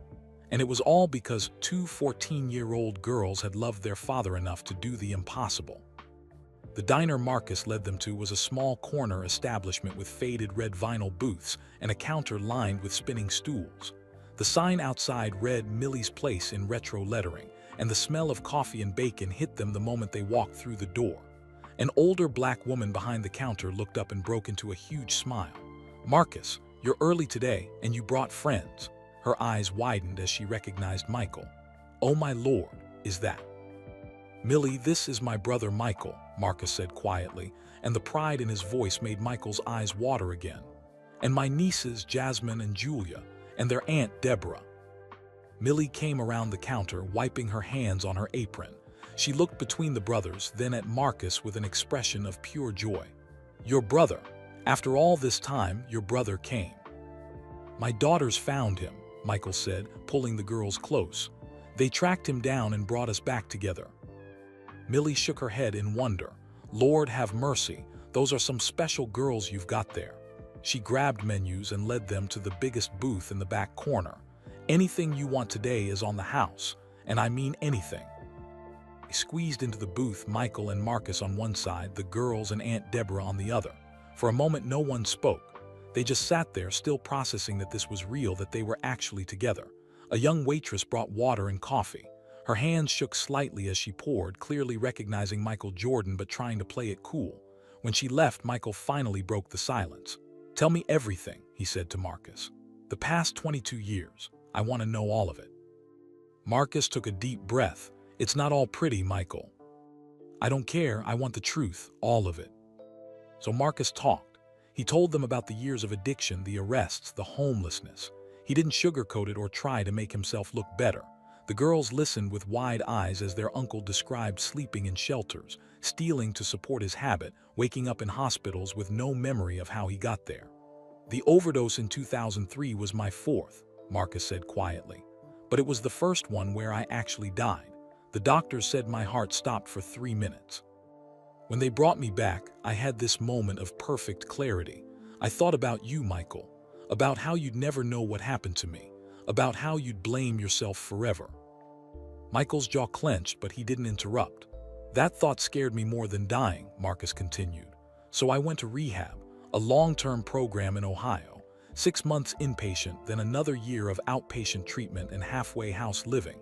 I worked at a grocery store stocking shelves at night. I went to meetings every single day. I rebuilt myself from absolute zero." "Why didn't you call me then?" Michael asked, his voice strained. "I would have helped, I would have been there." "I know you would have," Marcus said, "but I needed to prove to myself that I could do it alone, that I wasn't just sober because Michael Jordan's money and connections made it easy. I needed to know I had actually changed, not just transferred my dependency from drugs to you." Julia reached across the table and touched her uncle's hand. "That makes sense. In a weird way, that makes sense." Marcus smiled at her gratefully. "After 2 years, I moved to Detroit. I got a job at the community center as a janitor. But the director there, a man named Raymond Phillips, saw something in me. He was a former addict too. He mentored me, pushed me to get my GED, encouraged me to work with the kids." "You became a coach," Jasmine said. "Eventually. First, I was just the janitor who sometimes shot hoops with kids after their programs ended. But Raymond saw that I was good with them, especially the troubled ones, the kids who reminded me of myself. He got me certified, trained, and 5 years ago when he retired, he recommended me for his position. Now I run the whole youth athletics program." Michael listened, his expression unreadable. The girls couldn't tell if he was proud or hurt or angry or all three. "I've been completely sober for 15 years, Marcus said. "I sponsor other people in recovery. I've helped probably 200 kids stay in school, stay out of gangs, stay alive. I'm not rich, I don't have much, but I have a life that means something, a life I'm proud of." "I'm proud of you too," Michael said suddenly, and his voice broke. "God, Marcus, I'm so proud of you I don't even know how to express it." Marcus looked stunned. You're proud of me." "Of course I am. You did the impossible. You fought your way back from hell and built something beautiful. Do you know how much strength that takes? Do you know how incredible you are?" Marcus started crying again, and Michael reached across the table to grip his brother's hand. "I was never ashamed of you, Marcus. I was scared for you, heartbroken, desperate, but never ashamed." "I was ashamed enough for both of us," Marcus said. "Well, stop it," Michael said firmly. "That ends today. You're my brother. You're these girls' uncle, your family, and you're welcome in our lives exactly as you are." The waitress returned with their food, stacks of pancakes, eggs, bacon, hash browns, enough to feed an army. She set it all down with a knowing smile and retreated. They ate slowly, conversation flowing more naturally now. Marcus asked about the girls' basketball team, and they told him about their season, their coaches, their dreams of playing in college. "You should come to one of our games," Julia said, "when you visit Chicago." "I'd love that," Marcus said. "I've never gotten to be an uncle before. I want to do all the uncle things, come to games, embarrass you in front of your friends, give you advice your dad doesn't want me to give you." Michael laughed. "Oh great, now there's 2 of us for them to deal with." "Actually 3, Aunt Deborah chimed in. "Don't forget I'm the cool aunt who taught them how to sneak cookies before dinner." The easy banter felt surreal after the heavy emotions of the morning, but it also felt right, like a family finding its rhythm. "Can I ask you something?" Marcus said to Michael. "Why didn't you ever go public about me? I know you could have used your connections, put my face on the news, launched a massive search, but you kept it quiet." Michael was quiet for a moment. "Because you asked for privacy even in your worst moments. Every time the media caught wind of your arrests, I'd get calls from tabloids wanting statements, wanting to make it into a story about me. But it wasn't about me. It was about you, struggling with something that millions of people struggle with. I didn't want to turn your pain into entertainment." "I always wondered about that," Marcus said. "I'd see other celebrities with family members in trouble and it would be everywhere. But you protected me, even when I didn't deserve it." "You always deserved it," Michael said. "You're my brother. That never changed no matter what." Jasmine had been quiet, just listening and watching. Now she spoke up. "Uncle Marcus, can I ask you something?" "Anything, sweetheart." "Why basketball? After everything you went through, why dedicate your life to the sport that kind of?" "I don't know, that was connected to all the pressure you felt." Marcus considered this. "That's a really good question. The truth is, basketball never hurt me. The media hurt me. The comparisons hurt me. My own expectations hurt me. But basketball itself, basketball was the one pure thing. When I was shooting hoops as a kid with your dad, those were the happiest moments of my life." He paused, looking at Michael. "You remember teaching me how to shoot. I was 7 years old and you were 17, already a star. You could have been doing anything else, but you spent hours in the driveway with me, adjusting my form, cheering when I made a shot." "I remember," Michael said softly. "You were so determined. You'd stay out there until dark practicing." "Because I wanted to be like you," Marcus said. "Not famous like you, just good like you, kind like you. That's what I try to pass on to the kids I coach. Not the fame or the glory, but the discipline, the joy, the way basketball can teach you about working hard and not giving up." Julia wiped her eyes. "That's beautiful." "Your uncle has always been an old soul," Michael said. "Even as a kid, he thought about things deeply." They spent 2 more hours in that diner, talking and laughing and sometimes crying. Marcus told stories about watching Michael's games from afar, about the pride he felt mixed with the shame of not being able to be there in person. Michael told stories about the years of searching, the false leads, the nights he'd drive through bad neighborhoods hoping to spot his brother. The girls shared stories about their mom, helping Marcus understand the woman who'd found him years ago and shown him such kindness. Aunt Deborah contributed memories of her sister, of how Sarah had always believed Marcus would be found someday. She never gave up hope, Deborah said. Even at the end, when she could barely speak, she made me promise to help Michael keep looking. She said family was worth fighting for, no matter how long it took. I wish I could have known her better, Marcus said. The one time we met, she was so gracious. She didn't judge me. She just saw me as a person who was trying. That was Sarah, Michael said. She saw the best in everyone. As the afternoon wore on, they finally acknowledged that decisions needed to be made. Michael had flown to Detroit with no return plans. The girls were supposed to be at a basketball tournament. Real life was waiting to intrude on this perfect bubble they'd created. "We need to call Grandma," Jasmine said.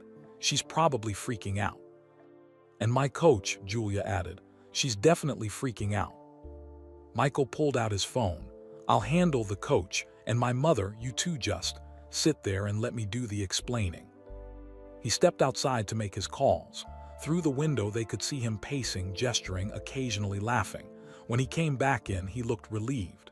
"Your coach is furious but understanding," he reported. "She said you're both benched for the next game for lying, but she's also impressed by your investigative initiative." Her words, not mine. "And your grandmother." He trailed off, emotional again. "What did Grandma say?" Julia asked. "She said, it's about time. Tell Marcus to come home where he belongs." Michael looked at his brother. "She wants to see you, Marcus. She's been waiting 22 years. Marcus looked terrified. "What if she's angry? What if?" "She's not angry," Michael interrupted. "She's our mother. She's been hoping for this day just like I have." They left the diner just as the dinner rush was starting. Millie hugged each of them, whispering to Marcus, "You bring them back anytime. Family is always welcome here." Outside, they stood in a circle on the sidewalk, not quite ready to separate. "Come back to Chicago with us," Jasmine said suddenly to Marcus. "Don't wait until next weekend. Come now." Marcus looked uncertain. "I have responsibilities here, the kids, the programs." "One day," Julia pressed. "Just come for one day. Meet Grandma, see where we live. Then you can come back here and we'll plan a proper visit." Marcus looked at Michael, who nodded. "The girls are right. We've lost enough time, and Mom needs to see you. She needs to know you're okay." "I'd need to make arrangements," Marcus said. "Find someone to cover my shifts, pack a bag." "We'll wait," Michael said simply. "However long it takes, we'll wait." Marcus looked at all of them, his brother, his nieces, their aunt, and for the first time in 22 years, he let himself believe that he truly belonged to this family. "Give me 2 hours," he said. "I'll meet you at the community center with a bag." "We'll be there," Michael promised. Marcus hugged each of them, Michael longest, holding on like he was memorizing the feeling, then headed down the street toward his apartment. The moment he was out of sight, Michael pulled his daughters into his arms. "What you two did today, I will spend the rest of my life trying to be worthy of daughters like you." "You already are, Dad," Jasmine said. "We just wanted you to see it." 2 hours later, Marcus emerged from the community center with a small duffel bag. He changed into clean clothes and looked nervous but determined. "Ready?" Michael asked. Marcus took a deep breath. "Ready." They piled into Michael's rental car, Michael driving, Marcus in the passenger seat, the girls and Aunt Deborah in the back. As they pulled away from the community center, Marcus looked back one more time at the place that had been his sanctuary for 17 years. "It'll still be here when you get back," Michael said gently. "You're not leaving it forever. You're just expanding your world." Marcus nodded, then turned to face forward toward Chicago, toward family, toward home. In the back seat, Jasmine and Julia held hands, watching their father and uncle talk quietly in the front. They'd done it. Against all odds, they brought their family back together.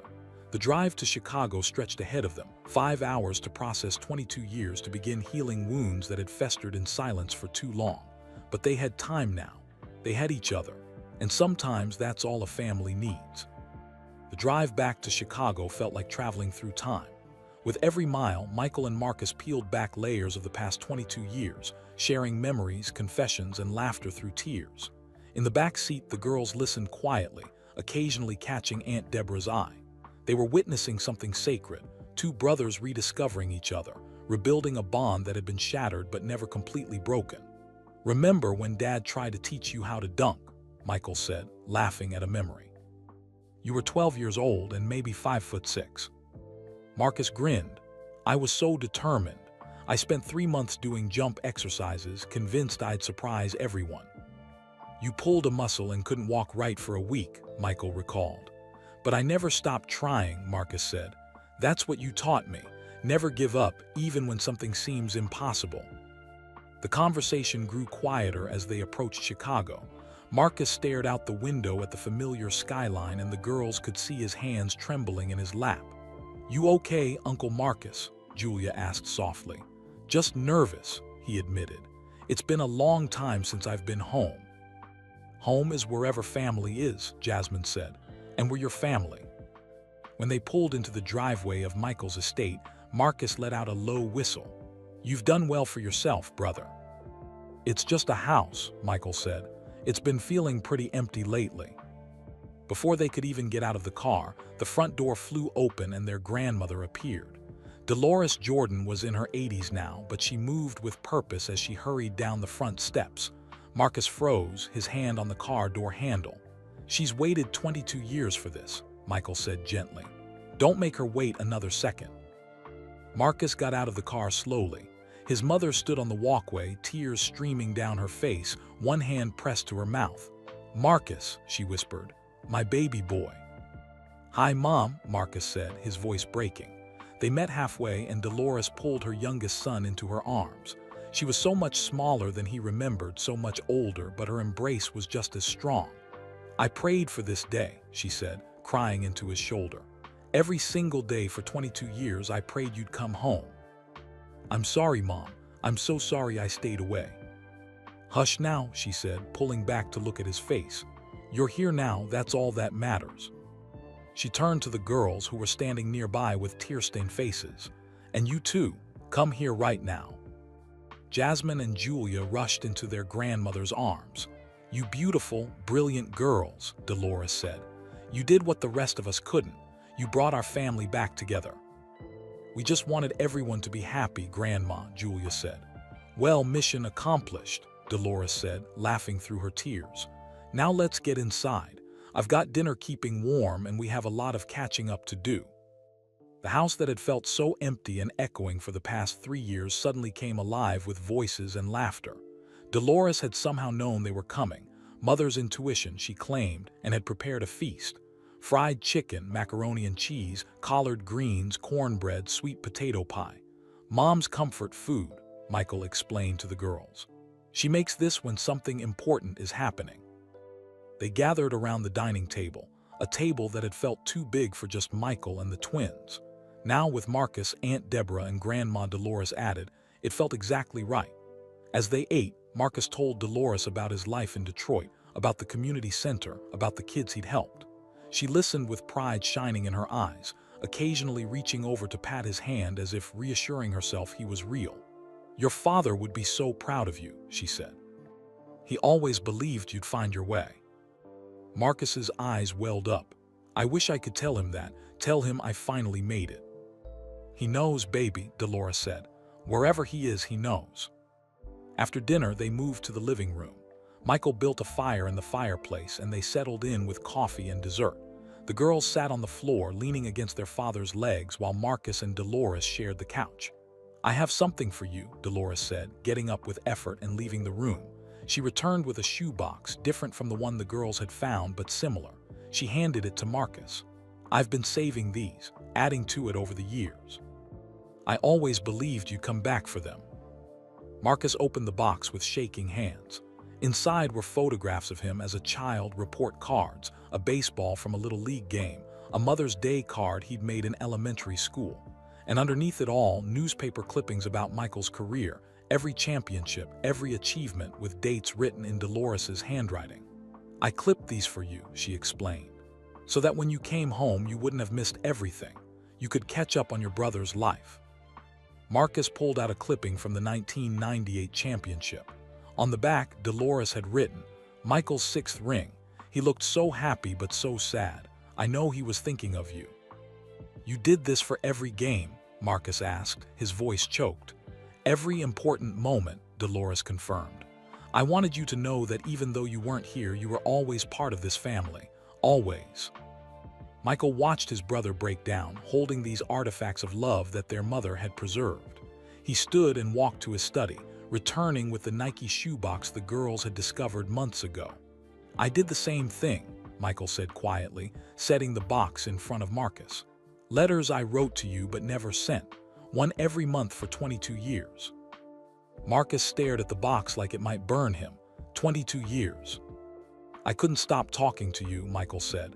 "Even if you couldn't hear me, you were still my brother, you still mattered." Marcus opened the box and pulled out a letter at random. The envelope was dated August 2010. He read it silently, tears falling onto the paper. "What does it say?" Julia asked softly. Marcus's voice was thick as he read aloud. "Dear Marcus, the girls turned 5 today. We had a party with a princess theme and they insisted on wearing their crowns all day. Jazz tried to teach Jules how to do a layup in her party dress. It reminded me of when I taught you. You would have loved being here. You would have been the best uncle. I miss you every day. Love, Michael." Room was silent except for the crackling of the fire. Marcus pulled out another letter, this one from December 2015. "Dear Marcus, Mom asked about you at Christmas dinner. She always does. We raised our glasses and toasted to you wherever you are. The girls asked who we were toasting to and I finally told them about you. I told them they have an uncle who I love very much. Jules asked if you'd ever come home. I said I hope so. I hope so too, brother. Merry Christmas. Love, Michael." "You told them about me." Marcus looked at the girls in surprise. 5 years ago," Jasmine confirmed. "But Dad only told us a little bit, just that he had a brother who he missed very much." "I couldn't tell them everything," Michael admitted. "It hurt too much, and I didn't want them to grow up with the sadness I carried, but I couldn't pretend you didn't exist either." Marcus pulled out letter after letter, reading passages that chronicled Michael's life, the girls' childhoods, their mother's illness and death. Each one ended with "I miss you," or "I love you," or "come home." "How did you keep believing?" Marcus finally asked. "How did you not give up on me?" Michael leaned forward, his elbows on his knees. "Because you're my brother. That's not something that goes away just because you're not in the same room.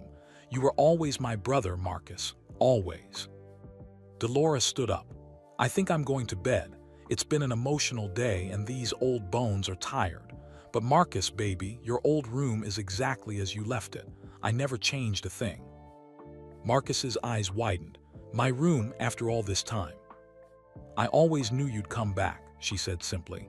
She kissed his forehead, then Michael's, then the girls. "Thank you all for this gift. This is the best day I've had in 22 years." After she left, Aunt Deborah also excused herself, claiming she needed to make some phone calls. The 4 of them, Michael, Marcus, and the twins, sat in comfortable silence for a while. Then Michael turned to his daughters with an expression they couldn't quite read. "Girls, can I tell you something?" "Of course, Dad," they said together. Michael's eyes were bright with unshed tears. "You asked what you did yesterday that melted my heart. You want to know what it really was?" The twins looked at each other, confused. They thought finding Marcus was the answer. "Finding Marcus. That's incredible," Michael continued. "That's a miracle. That's something I'll be grateful for every day for the rest of my life. But that's not what melted my heart." He pulled them close, one daughter under each arm. "What melted my heart was reading that letter this morning and realizing that my 14-year-old daughters love me so much that they spent 6 months, working on a secret mission to heal a wound I've carried for over 20 years. A wound I never even told you about directly." His voice broke and he paused to collect himself. "You did this not because you knew Marcus. You'd never met him. You did this because you saw your dad hurting and decided to fix it. You saw me pulling away from you because I was scared of losing you, and instead of getting angry or giving up on me, you fought for our family." Julia was crying now. "We just wanted you back, Dad, the real you, the one who isn't scared all the time." The one who plays basketball in the driveway, Jasmine added through her tears. The one who tells us stories and laughs and actually sees us when he looks at us. Michael pulled them tighter. I promise you, from this moment forward, I will never hold back my love because of fear. I will never let the possibility of pain keep me from being fully present with you. You two are the bravest people I know. You're braver than I ever was on a basketball court. He looked at Marcus. These girls saved me, brother. They saved all of us. Marcus nodded, too emotional to speak. But here's what really melted my heart, Michael continued, looking back at his daughters. Yesterday, when you went to Detroit, and yes, I knew. I had my security team follow you because I was terrified something would happen to you. My security chief called me and told me where you'd gone, who you were meeting. The girl's eyes widened. You knew. I knew, Michael confirmed. And in that moment, sitting in my office, getting that phone call, I realized something that broke me open completely. He had to stop and wipe his eyes. I realized that I had raised two daughters who were braver than their father. Two girls who did in 6 months what I couldn't do in 22 years. Two children who chose love over fear, who chose action over paralysis, who chose to believe in the impossible. You also gave me the greatest gift anyone has ever given me, he continued. Not just my brother back, though God knows that's everything, but you gave me hope again. You showed me that love can conquer fear, that family is worth fighting for, that it's never too late to heal. Jasmine buried her face in her father's shoulder. We were so scared you'd be mad. Mad? Michael laughed through his tears. I've never been more proud in my entire life, and I've won 6 championships.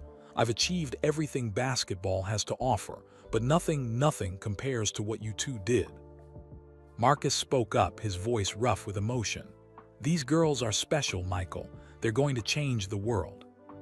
They already have, Michael said. They changed mine. Julia looked up at her father. So you're not scared anymore, scared to love us. Oh, I'm still scared, Michael admitted. I'm terrified every day that something will happen to you, but I'm more scared of wasting the time we have together by holding back. You've taught me that love is braver than fear, that living fully, even with the risk of pain, is better than living half a life to avoid hurt. He looked at both his daughters, then at his brother. Yesterday, my daughters did something that melted my heart. They showed me that the greatest championship isn't won on a court. It's won in the quiet moments when you choose to love someone despite the risk, when you fight for family even when it's hard, when you refuse to give up on the people who matter. They reminded me, he said, his voice dropping to almost a whisper, that I come from a family of fighters. My mother never gave up on Marcus. My wife never stopped believing he could be found. And my daughters, my beautiful, impossible daughters, they made it happen. The 4 of them sat together as the fire burned low, 3 generations of hurt beginning to heal, 2 brothers finding their way back to each other, and 2 girls learning that sometimes the biggest victories come from the smallest acts of love. What happens now? Marcus finally asked. Michael smiled. Now we live together, as a family.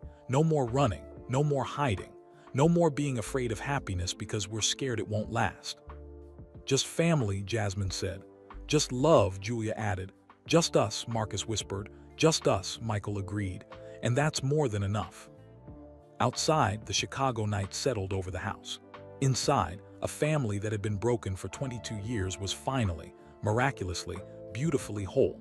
And it had all started with 2 girls who loved their father enough to believe in the impossible. The fire had burned down to embers when Marcus finally stood up, stretching muscles stiff from sitting and emotional exhaustion. I should probably see this room Mom mentioned, the one she kept exactly the same for 22 years. I'll show you, Michael said, standing as well. He paused, looking at his daughters. You two should get some sleep. It's been the longest day. The best day, Julia corrected. The best day, Michael agreed, kissing both their foreheads. Thank you again for everything. The girls hugged their uncle goodnight, holding on a little longer than necessary, still half afraid this might all be a dream. I'll be here in the morning, Marcus promised, reading their worry. I'm not disappearing, not ever again. Upstairs, the girls got ready for bed in Julia's room, neither wanting to be alone tonight. They changed into pajamas and climbed into Julia's queen-sized bed, lying side by side and staring at the ceiling.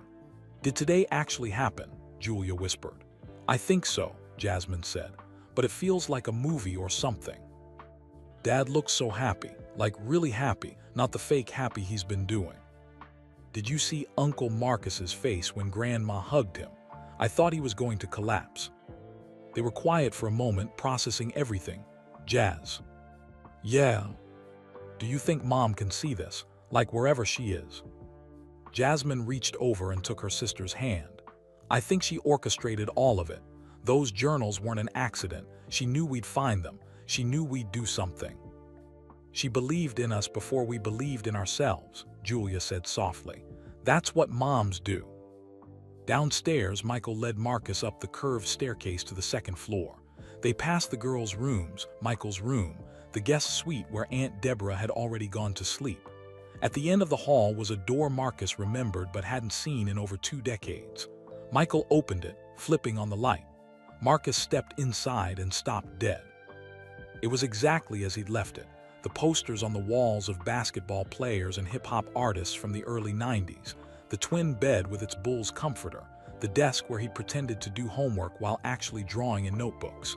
Even the smell was the same, a mix of old carpet and the cologne he used to wear. "Mom comes in here every week to dust," Michael said quietly. "She changes the sheets every month, even though no one sleeps here. She said she wanted it ready for when you came home." Marcus walked to the desk and opened the top drawer. Inside were his old notebooks, pens, a mixtape he'd made in high school labeled Marcus's Jams 94 in his teenage handwriting. "I can't believe she kept all this," he whispered. "She kept everything," Michael said. He pointed to the closet. "Your clothes are in there. She's been buying you new clothes over the years in case you came back bigger or smaller. There's probably 20 years worth of sizes." Marcus opened the closet and found it full, jeans, shirts, sweaters, all with tags still on them. In different sizes, spanning from what he'd been in his 20s to accounting for middle age. He sat on the bed and put his head in his hands. "I don't deserve this. I don't deserve any of this." Michael sat beside him. "Stop saying that. You're my brother, you're Mom's son, you're those girls' uncle. You deserve love, you deserve family, you deserve a home." "I called you terrible names," Marcus said, his voice muffled by his hands. "The last time we saw each other, I said you ruined my life. I said you were selfish and only cared about yourself. I said I wished I'd never had a famous brother." "I know," Michael said, "I was there. And you still looked for me, still wrote to me, still kept a place for me in your family." Michael put his hand on Marcus's shoulder. "You were in pain, you were sick. Addiction isn't a moral failing, Marcus. It's an illness.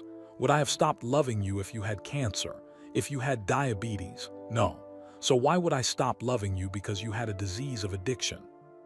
Because I chose to use drugs, I made that choice. When you were 20 years old and drowning in pressure and pain you didn't know how to process," Michael said firmly. "You made a mistake. A big one, yes. But it was a mistake born from hurt, not malice. And you spent the last 15 years making amends, helping others, building a life of service. That takes more strength than anything I ever did on a basketball court." Marcus finally looked up at his brother. "How are you so understanding? How are you not angry?" "Because I loved you before you got sick, and I loved you while you were sick, and I love you now that you're better. That's what love is, Marcus. It doesn't come with conditions. It doesn't have a checklist of requirements. It just is." The brothers sat in silence for a while. Then Marcus asked, "Can I ask you something? Something I've wondered about for years." "Anything." "Why did you retire the first time? In 1993, everyone said it was because of Dad's death, but was it partially because of me? Because I was such a mess and you felt like you needed to step away?" Michael took a deep breath. "Honestly, yes, partly. Dad's death hit me hard and I needed time to grieve. But I also thought maybe if I wasn't Michael Jordan the basketball player, maybe I could be Michael Jordan the brother who saves his family. I thought if I had more time, more focus, I could fix you." "But you couldn't," Marcus said. "No, because you couldn't be fixed by someone else. You had to want it for yourself. And it took me a long time to accept that. I kept thinking if I just tried harder, loved you more, found the right words, you'd get better. but recovery doesn't work that way. I'm sorry you had to learn that, Marcus said. Don't be. It made me a better person, a more compassionate person. It taught me that love doesn't always look like fixing someone. Sometimes love looks like letting go and trusting them to find their own way. Marcus looked around the room again. I was 29 the last time I was in this room. I'm 51 now. That's a lifetime. Then we have another lifetime ahead of us to make new memories, Michael said. Starting tomorrow. What happens tomorrow? Michael smiled. Tomorrow, you meet the rest of the family. I've got cousins who will want to see you, old friends from the neighborhood, people who have been asking about you for years. And then I'm taking you and the girls to the United Center. I want to show you my statue, walk you through the stadium, shoot some hoops on the court. You want me at the United Center? Marcus looked shocked. But the media. We'll see two brothers together, Michael interrupted. And I don't care what they write or say. I'm done hiding parts of my life because I'm afraid of headlines. You're my family, I'm proud of you, and I want the world to know. Marcus's eyes filled with tears again. I don't know if I can handle that kind of attention. You won't be alone, Michael assured him. I'll be right there, the girls will be there. We'll face it together as a family. Michael stood and walked to his old desk, opening a drawer. He pulled out a framed photograph and handed it to Marcus. It was a picture of them as kids, Michael maybe 12, Marcus just 2 years old. Michael was holding toddler Marcus on his shoulders, both of them laughing at something off camera. I've carried this picture with me everywhere, Michael said. Through every season, every championship, every major moment of my life. This picture reminded me that before I was Michael Jordan the basketball player, I was Michael Jordan the big brother. And that's the role I've always been most proud of. Marcus stared at the photo, tracing the faces of two boys who had no idea what the future would hold. We looked so happy. We were, and we will be again. Maybe differently, maybe with scars and history between us, but we'll find our way back to happy. I believe that. Marcus set the photo on the nightstand. Can I tell you something? Something I've never told anyone. Of course. That overdose in 2003 when I died for 3 minutes. I saw Dad. Michael went very still. You saw him. I know it sounds crazy. Maybe it was just my brain shutting down, creating hallucinations. But it felt real. I saw Dad, and he told me it wasn't my time yet. He said I still had work to do. He said I needed to forgive myself and come home to my family. What did you say to him? Michael's voice was barely a whisper. I told him I was too ashamed, that I'd ruined everything and everyone would be better off without me. And you know what he said? What? He said, family doesn't work that way, son. You don't earn love, you already have it. You just have to be brave enough to accept it. Marcus wiped his eyes. When I woke up in that hospital, those words were still ringing in my head. That's what gave me the strength to go to rehab. Michael was openly crying now. That sounds exactly like something Dad would say. I've spent 15 years trying to be brave enough to accept love, Marcus said. To believe I deserve it. Today, thanks to your daughters, I finally am. The brothers embraced again, holding on in the room where Marcus had spent his teenage years, in the home their mother had preserved like a time capsule of hope. When they finally pulled apart, Michael said, "Get some sleep. Tomorrow's a big day." "Michael," Marcus called as his brother headed for the door. "Yeah. Thank you for never giving up, for writing those letters even when I couldn't read them, for keeping a place for me in your family even when I didn't deserve it." "You always deserved it," Michael said. "Always. Sleep well, little brother." After Michael left, Marcus walked around his old room, touching everything. The posters, the books, the trophies from Little League. He found a photo album on a shelf and opened it to discover pictures of himself through the years that he didn't even remember being taken. Marcus as a baby, Michael holding him carefully. Marcus at 5, trying to shoot a basketball that was almost as big as he was. Marcus at 10, wearing Michael's Bulls jersey that hung past his knees. Marcus at 15, already showing signs of the trouble that would come, defiance in his eyes, a joint barely visible in his pocket in one photo that someone had missed. But there were also photos from after he'd left, pictures someone had clearly taken without him knowing over the years. Marcus at a soup kitchen in 2005. Marcus playing basketball with kids at the community center in 2010. Marcus receiving some kind of award in 2015. Someone had been watching over him, documenting his journey, believing he'd want to see these someday. He found a note tucked into the album in his mother's handwriting. For Marcus, for when he comes home.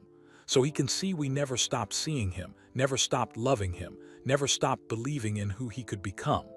Welcome home, baby. Love, Mom. Marcus set down the album and walked to the window. His old room overlooked the backyard, where he could see the basketball hoop illuminated by floodlights. The same hoop where Michael had taught him to shoot, where they'd played countless games of one-on-one, where Marcus had spent hours alone trying to be like his famous brother. Tomorrow, he'd shoot hoops with his nieces. He'd teach them what his brother had taught him, not just about basketball, but about perseverance, about getting back up when life knocked you down, about the importance of family. Tomorrow, he'd start building the life he should have had all along. But tonight, he was just grateful. Grateful for two brave girls who'd refused to give up. Grateful for a brother who'd loved him through the worst of times. Grateful for a mother who'd kept the light on for 22 years. Grateful for second chances. Marcus changed into some of the new pajamas his mother had left in the dresser. They fit perfectly and climbed into his childhood bed. The sheets smelled fresh, like his mother had just put them on today. Like she'd known somehow that today would be the day her son finally came home. As he drifted off to sleep, Marcus thought about his father's words from that near-death experience. You don't earn love, you already have it. You just have to be brave enough to accept it. For the first time in 22 years, Marcus was finally brave enough, and that made all the difference. Morning came softly to the Jordan household. Sunlight filtered through the curtains of Marcus's old room, and for a moment he forgot where he was. Then the memories of yesterday flooded back, his nieces finding him, the phone call with Michael, the reunion coming home. Home. The word felt foreign and familiar all at once. He could smell coffee brewing and hear voices downstairs. Marcus dressed in some of the new clothes his mother had bought, jeans that fit perfectly, a simple blue sweater, and made his way down the curved staircase. In the kitchen, he found a scene of domestic chaos. Jasmine was attempting to make pancakes while Julia read instructions from her phone. Michael stood at the stove cooking bacon, and Dolores supervised it all with an amused expression, sipping her coffee. Uncle Marcus. Julia spotted him first and rushed over for a hug. You're still here. Did you think I'd disappear in the night? Marcus asked, hugging her back. Maybe a little, she admitted. Jasmine abandoned the pancake batter to hug him too. We're making breakfast. Well, trying to. It's kind of a disaster. I can see that, Marcus said, eyeing the lumpy batter and the slightly burned pancakes already stacked on a plate. Your father is trying to teach them to cook, Dolores said with a smile. It's going about as well as expected. Michael turned from the stove, spatula in hand. Good morning, brother. Sleep okay? Better than I have in years, Marcus said honestly. That bed is more comfortable than I remembered. Mom replaced the mattress 6 times over the years, Michael said. She wanted to make sure it was always perfect for when you came back. Dolores waved away the attention. Someone's got to have faith. Now sit down, all of you. Let me show these girls how to make proper pancakes. They gathered around the kitchen island, watching as Dolores worked her magic with flour, eggs, and milk. Within minutes, golden brown pancakes were stacking up on a fresh plate.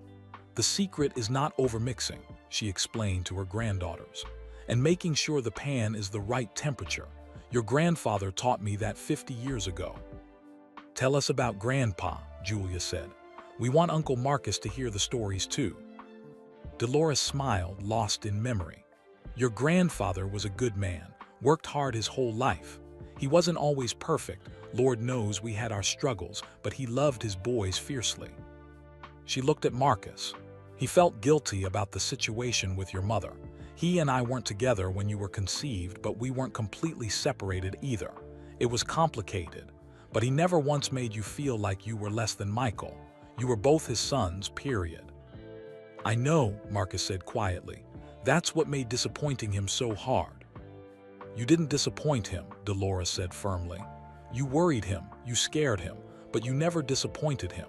The last thing he said to me before he died was take care of Marcus. He's going to find his way. It might take time, but he'll make it. Marcus's eyes watered. He said that. He believed in you until his last breath, Dolores confirmed. And he was right. Look at you now, 15 years sober, helping other people's children the way you wish someone had helped you. That's not disappointment, that's pride. They ate breakfast together, the conversation flowing easily. Marcus told stories about the kids at his community center and the girls shared stories about their basketball team. Michael talked about his business ventures and Dolores provided commentary that kept everyone laughing. After breakfast, as they were clearing the dishes, Michael's phone rang. He looked at the caller ID and his expression shifted. "I need to take this," he said, stepping into his study. The girls exchanged glances. "That's his business face," Jasmine said. "Something's up." Michael returned 10 minutes later looking thoughtful. "That was my lawyer. Someone leaked to the press that I was spotted in Detroit yesterday. They're asking questions about why I was there." Marcus went pale. "I should go. I should leave before this becomes a media circus." "No," Michael said firmly. "You're not running, not anymore. We're going to handle this the right way." "What's the right way?" Marcus asked nervously. "The truth," Michael said simply. "We're going to tell them the truth, that I found my brother after 22 years, that my family is back together, that this is a happy ending, not a scandal. But they'll dig into my past. They'll find the arrests, the addiction, everything." "Let them," Michael said. "You're not that person anymore. You're 15 years sober and running a community center that's helped hundreds of kids. That's the story, not the mistakes you made 2 decades ago." Jasmine spoke up. "Dad's right, Uncle Marcus. You don't have to hide anymore." "But what about you girls?" Marcus looked at them with concern. "The media attention, the questions at school." "We can handle it," Julia said confidently. "We're Michael Jordan's daughters. We've dealt with attention our whole lives." "Besides," Jasmine added, "we're proud of you. We want people to know about you." Dolores put her hand on Marcus's arm. "Baby, you've been carrying shame for 22 years. Isn't it time to put it down?" Before Marcus could respond, Julia suddenly remembered something. "Dad, wait. There's something we never showed you, from Mom's journals." She ran upstairs and returned with the journal, open to a specific page. When we read through all of Mom's entries, we noticed one page was different. It was sealed with tape, like she didn't want anyone to read it until the right time. Michael looked at the page. "I never saw this." "We think she meant for us to find it after we found Uncle Marcus," Jasmine explained. "It's dated just 2 weeks before she died." Michael took the journal with shaking hands. Marcus moved to stand beside him so they could read together. The entry began in Sarah's weakening handwriting. "My dearest family, if you're reading this, then several things have happened. I've passed away, I'm sorry for that. I fought as hard as I could. Michael has kept his promise to look for Marcus, or more likely, my brave girls have taken matters into their own hands and found him themselves. I'm betting on the girls. They have their father's determination and their mother's stubbornness, a formidable combination. And most importantly, you're all together now, reading this as a family. That's all I ever wanted. Michael, my love, I need to tell you something I never had the courage to say when I was alive. When I found Marcus 5 years ago, I didn't just visit him once. I went to see him 3 times. We had long conversations about you, about the girls, about his life and his recovery. And Marcus told me something that I think you need to know. Something that will change how you see the past 22 years. Michael looked up at Marcus, who was shaking his head. "Sarah," he whispered, "she promised she wouldn't." "Wouldn't what?" Michael asked. "Marcus, what did you tell her?" Marcus sank into a chair, putting his head in his hands. "I didn't want you to know. I thought it would make everything worse." "Tell me," Michael said, his voice gentle but firm. Marcus took a deep breath, and when he spoke, his voice was barely audible. "The fight we had. That last fight where I said all those terrible things to you. It wasn't random. It wasn't just me being high and angry." He looked up at his brother with anguished eyes. "I overheard you on the phone that night. You were talking to your agent. You were seriously considering retiring from basketball. This was 1997, at the height of your career, to focus on getting me help. You were going to walk away from everything to try to save me." Michael's face went white. "You heard that?" Every word, Marcus confirmed. You were willing to give up basketball, give up your legacy, give up everything you'd worked for your whole life. For me, a drug addict who kept relapsing, who kept disappointing everyone. Tears streamed down his face now. And I couldn't let you do that. The world needed Michael Jordan. Basketball needed you. You were meant for greatness, and I wasn't going to be the reason you gave it all up. So I pushed you away. I said the cruelest things I could think of. I made you hate me just enough to stay away, to keep playing, to keep being great. The kitchen was completely silent. Even the girls were frozen, staring at their uncle. I made myself the villain in your story, Marcus continued, because I loved you too much to let you sacrifice your dreams for me. I thought if I burned the bridge completely, you'd stop trying to save me and focus on your career. And it worked. You won 3 more championships after that. You became the greatest of all time. But the cost, Michael started, his voice breaking. The cost was me, Marcus finished. I know, and I paid it willingly, because that's what love is, Michael. Sometimes love is pushing someone away so they can fly. Michael walked over to Marcus and grabbed him by the shoulders, forcing his brother to look at him. You sacrificed our relationship to save my career. Yes, Marcus whispered. You let me think you hated me, let me carry 22 years of guilt, let me wonder if I'd failed you, all to protect my basketball legacy. Yes. Michael pulled Marcus to his feet and hugged him so hard it seemed like he might break bones.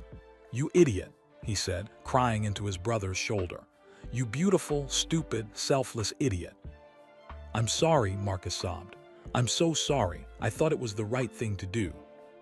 The right thing would have been letting me make my own choice, Michael said, pulling back to look at his brother. The right thing would have been letting me be your brother instead of forcing me to be Michael Jordan. Don't you understand? I would have traded every championship, every ring, every accolade to have you in my life.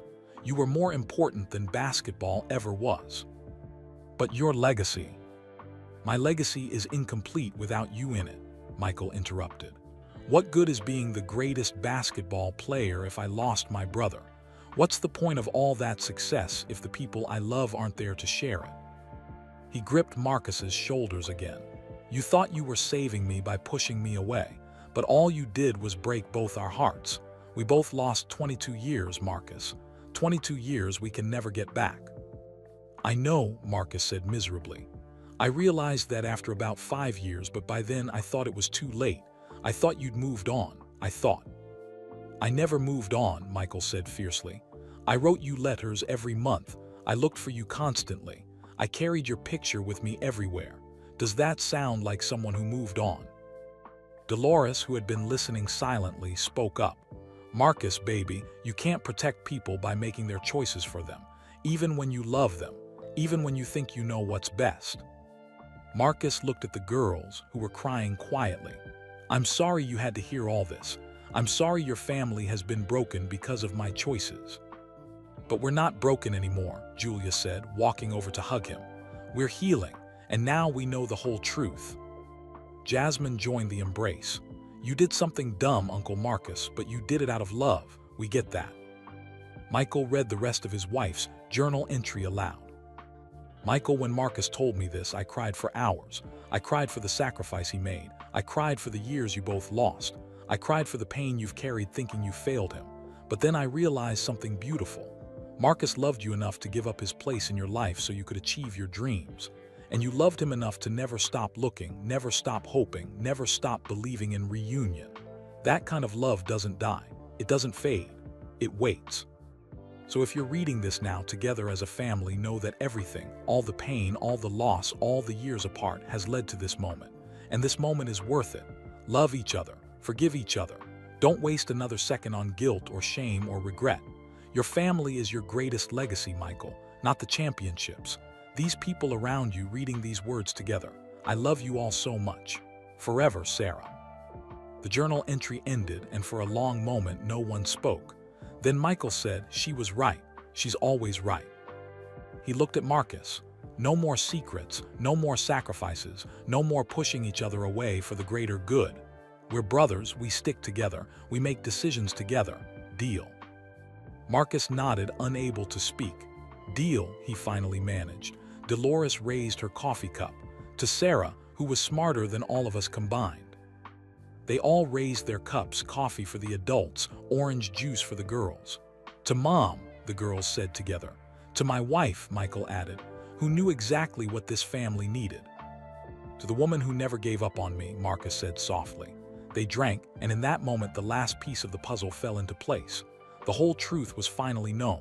The sacrifices, the love, the years of pain, all of it made sense now, and with understanding came forgiveness. Complete, total forgiveness. 6 months later, the Jordan family gathered in the same kitchen where so many truths had been revealed. But everything was different now. Better. Whole. Marcus stood at the stove making pancakes. He'd mastered Dolores's recipe and had become the family's Sunday breakfast chef. Jasmine set the table while Julia poured orange juice into glasses. Michael sat at the counter reading the newspaper, occasionally looking up to watch his family with a contentment that still surprised him sometimes. Uncle Marcus, you're burning the edges again, Jasmine called out. They're not burned, they're crispy, Marcus defended. That's the Detroit style. There's no such thing as Detroit-style pancakes, Julia laughed. There is now, Marcus insisted, flipping a pancake with perhaps too much flair. Dolores walked in, shaking her head with amusement. Y'all are making enough noise to wake the whole neighborhood. That's what families do, Mom, Michael said, grinning. The past 6 months had been a whirlwind of healing and change. True to his word, Michael had gone public about finding Marcus. The press conference had been covered by every major news outlet. Michael Jordan reunited with his long-lost brother after 22 years. The media had tried to make it scandalous, digging up Marcus's old arrests and addiction history. But Michael had stood firm, Marcus by his side, and told the truth. Not a sanitized version, the real, messy, complicated truth about addiction, family, sacrifice, and redemption. My brother struggled with addiction, Michael had said to the cameras. He made mistakes, but for the past 15 years he's been sober and dedicating his life to helping young people avoid the path he took. That's the story. Not the mistakes from 2 decades ago, but the man he became through recovery. I'm proud to call him my brother. The response had been overwhelming.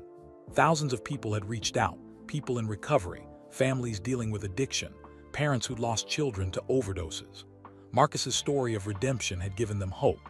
The Eastside Community Center in Detroit had received so much attention and donations that they'd been able to expand their programs. Marcus now split his time between Detroit and Chicago, running the Detroit Center remotely while helping Michael establish a similar program in Chicago. The new center was called Sarah's Place, named after the woman who believed in second chances. It opened 3 months ago, with Marcus as the director and Michael as the primary funder. The girls volunteered there every weekend, coaching basketball and tutoring kids in math and science. Basketball saved my life twice, Marcus had said at the opening ceremony. Once as a kid, when my brother taught me that hard work and dedication could take you anywhere.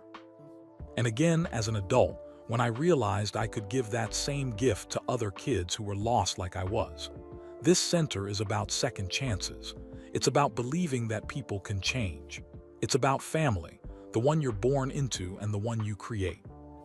Now, as they sat down to breakfast together, Marcus looked around the table and still couldn't quite believe this was his life. What time do the interviews start today? Dolores asked. 11 o'clock, Jasmine answered. She and Julia had been interviewed by several media outlets about their role in reuniting their father and uncle. Their story had inspired a children's book deal and a documentary that was set to premiere next month. Are you nervous? Marcus asked them. A little, Julia admitted. But mostly excited. We want other kids to know that they can make a difference in their families. Even when the adults have given up, Jasmine added. Michael reached over and squeezed both their hands. You two are something else. You know that, right? The girls exchanged a look, that twin telepathy they'd always had. We learned from the best, Julia said, looking at her father. And the second best, Jasmine added, winking at Marcus. After breakfast, they piled into Michael's SUV and headed to the United Center. It had become their Sunday tradition. After breakfast at home, they'd go to the stadium and shoot hoops together. Sometimes it was just the 4 of them. Sometimes Dolores would come and sit courtside, watching her family play. Sometimes other family members would join. Today, as they walked onto the court where Michael had won 6 championships, Marcus still felt a sense of awe. Does it ever get less surreal? He asked Michael. Being here with you. Does it ever get less amazing having you here with me? Michael countered. They split into teams, Michael and Julia versus Marcus and Jasmine. It was their usual arrangement, and the games were always competitive. As they played, Marcus thought about how far he'd come. 6 months ago, he'd been terrified to even be in the same room as his brother. Now he was trash-talking him on the court where Michael had become a legend. "That's a foul," Michael called when Marcus blocked his shot a little too aggressively. "Clean block," Marcus argued. "You're just getting old." "Old? I'm only 8 years older than you."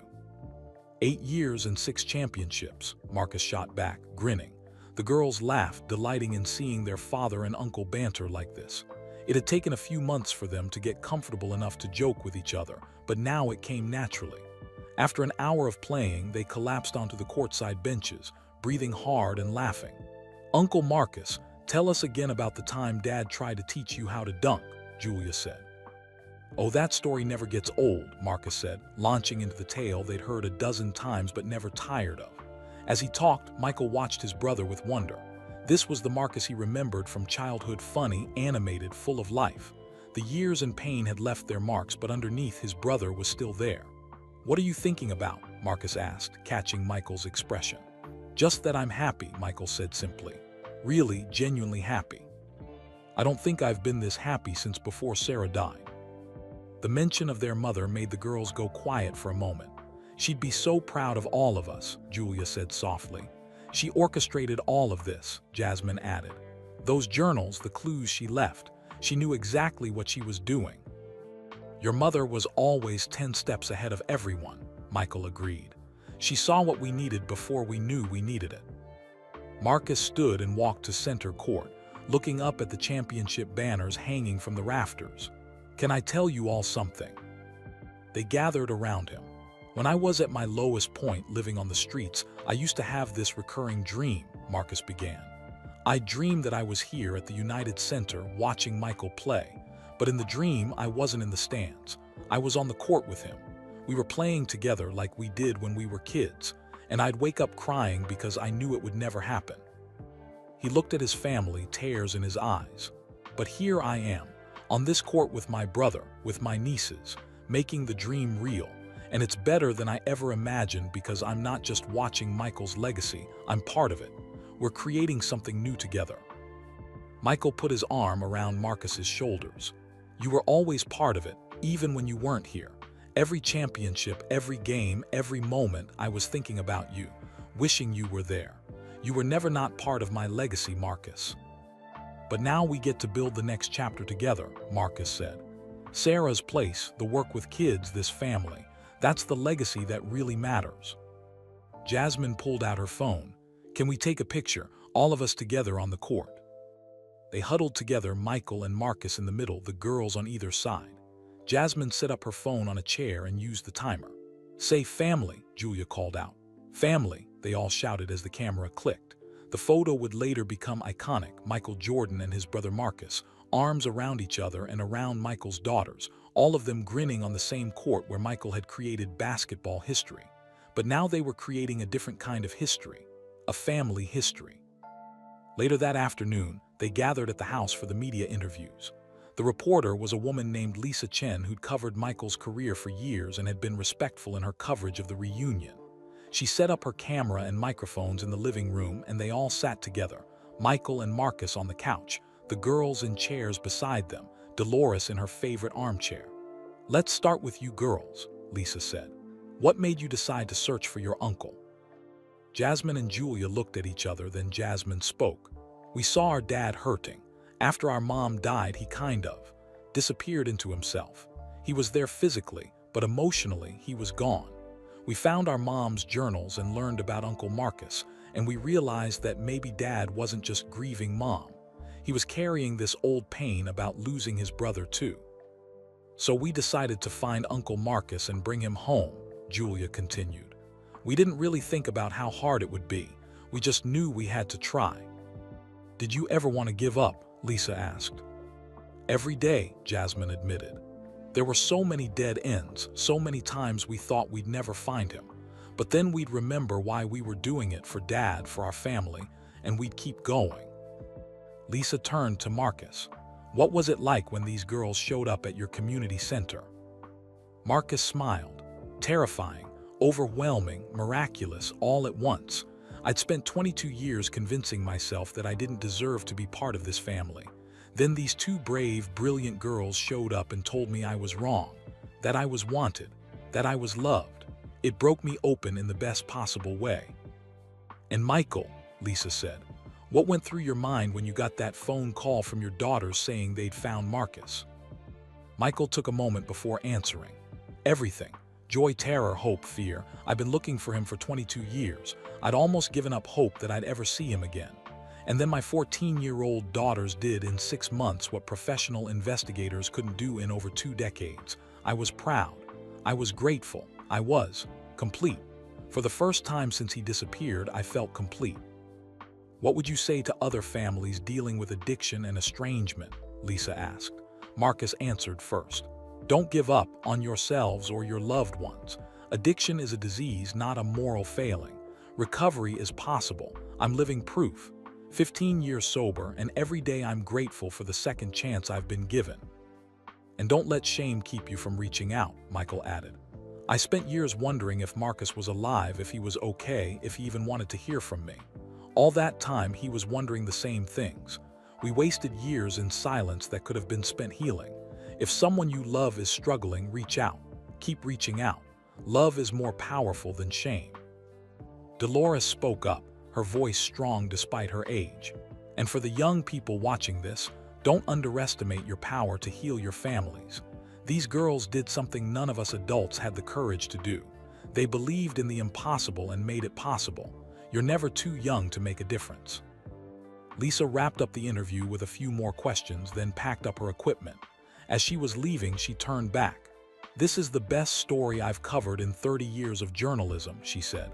Not because it's about Michael Jordan, but because it's about what really matters. Family, love, forgiveness, second chances. Thank you for sharing it. After she left, they all sat in the living room, exhausted but content. I have something for you, Michael said to his daughters. He walked to his study and returned with 2 small wrapped boxes. The girls opened them to find matching necklaces, delicate gold chains with small basketball-shaped pendants. But when they looked closer, they saw that the basketballs opened like lockets. Inside Jasmine's was a tiny photo of the 4 of them, Michael, Marcus, and the twins, from that morning at the United Center. Inside Julia's was the same photo. So you never forget, Michael said, his voice thick with emotion, that you did something incredible. You brought our family back together. You believed in love when the rest of us were too scared or too tired to keep believing. You're the real MVPs. The girls threw their arms around their father, crying happy tears. We love you, Dad, they said together. I love you too, Michael said, more than anything in this world. Marcus watched this scene, his heart full. Then he pulled something from his pocket, a small piece of paper worn and folded. What's that? Jasmine asked. Something I've carried with me every day for 15 years, Marcus said, unfolding it carefully. It was the note from Sarah, the one she'd left him after her visit 5 years before she died. He'd never shown it to anyone. He read it aloud. Marcus, you are not your mistakes. You are not your past. You are a man who got lost and found his way back. You are a man who helps others find their way. You are loved. You are worthy. You are enough. Don't wait too long to come home. Your family needs you. Sarah. She believed in me when I didn't believe in myself, Marcus said softly. Just like you girls believed in this family when it seemed impossible. He looked at each of them, his mother, his brother, his nieces. Thank you, he said simply. Thank you for not giving up on me. Thank you for making room for me in your lives. Thank you for showing me that it's never too late for love. That evening, as the sun set over Chicago, the Jordan family gathered in the backyard around the basketball hoop. They didn't play. They just stood there together, watching the sky turn orange and pink and purple. This is what Mom wanted, Julia said quietly. All of us together, happy. She knew what she was doing, Jasmine agreed. Michael put one arm around Marcus and the other around his daughters. Your mother gave us the roadmap, but you girls made the journey. You're the heroes of this story. No, Marcus said. We're all the heroes. Every person who chooses love over fear. Every person who keeps trying even when it's hard. Every person who believes in second chances. That's heroic. Dolores joined them and they stood in a circle, 5 people who'd been broken in different ways but who'd found healing in coming together. To family, Dolores said. To second chances, Marcus added. To mom, the girls said together. To love that never quits, Michael finished. As darkness fell, lights came on in the house behind them, warm and welcoming. Inside, there would be dinner and laughter and stories. There would be plans for tomorrow and dreams for the future. But right now, in this moment, there was just this. A family, reunited and whole, standing together under the stars. And it had all started with 2 14-year-old girls who'd loved their father enough to believe in the impossible, who'd understood that the greatest championship wasn't won on a basketball court, but in the quiet moments when you choose to fight for the people you love, who'd proven that sometimes the smallest people carry the biggest hearts, and who'd shown the world that it's never too late to come home. So that's the incredible true story of how 2 14-year-old girls brought their family back together after 22 years. Jasmine and Julia showed us that it's never too late to choose love over fear, and that sometimes the smallest people carry the biggest hearts. Now we want to hear from you. Where are you watching this from? Drop your city and country in the comments below. We love seeing our community spread across the world. If this story touched your heart, please hit that like button and subscribe to our channel. When you subscribe, you're helping us spread more stories of kindness, hope, and love to people who need them. And don't go anywhere yet. Click on the video appearing on your screen right now for another inspiring story that will warm your heart. Remember, it's never too late to fight for the people you love. See you in the next video.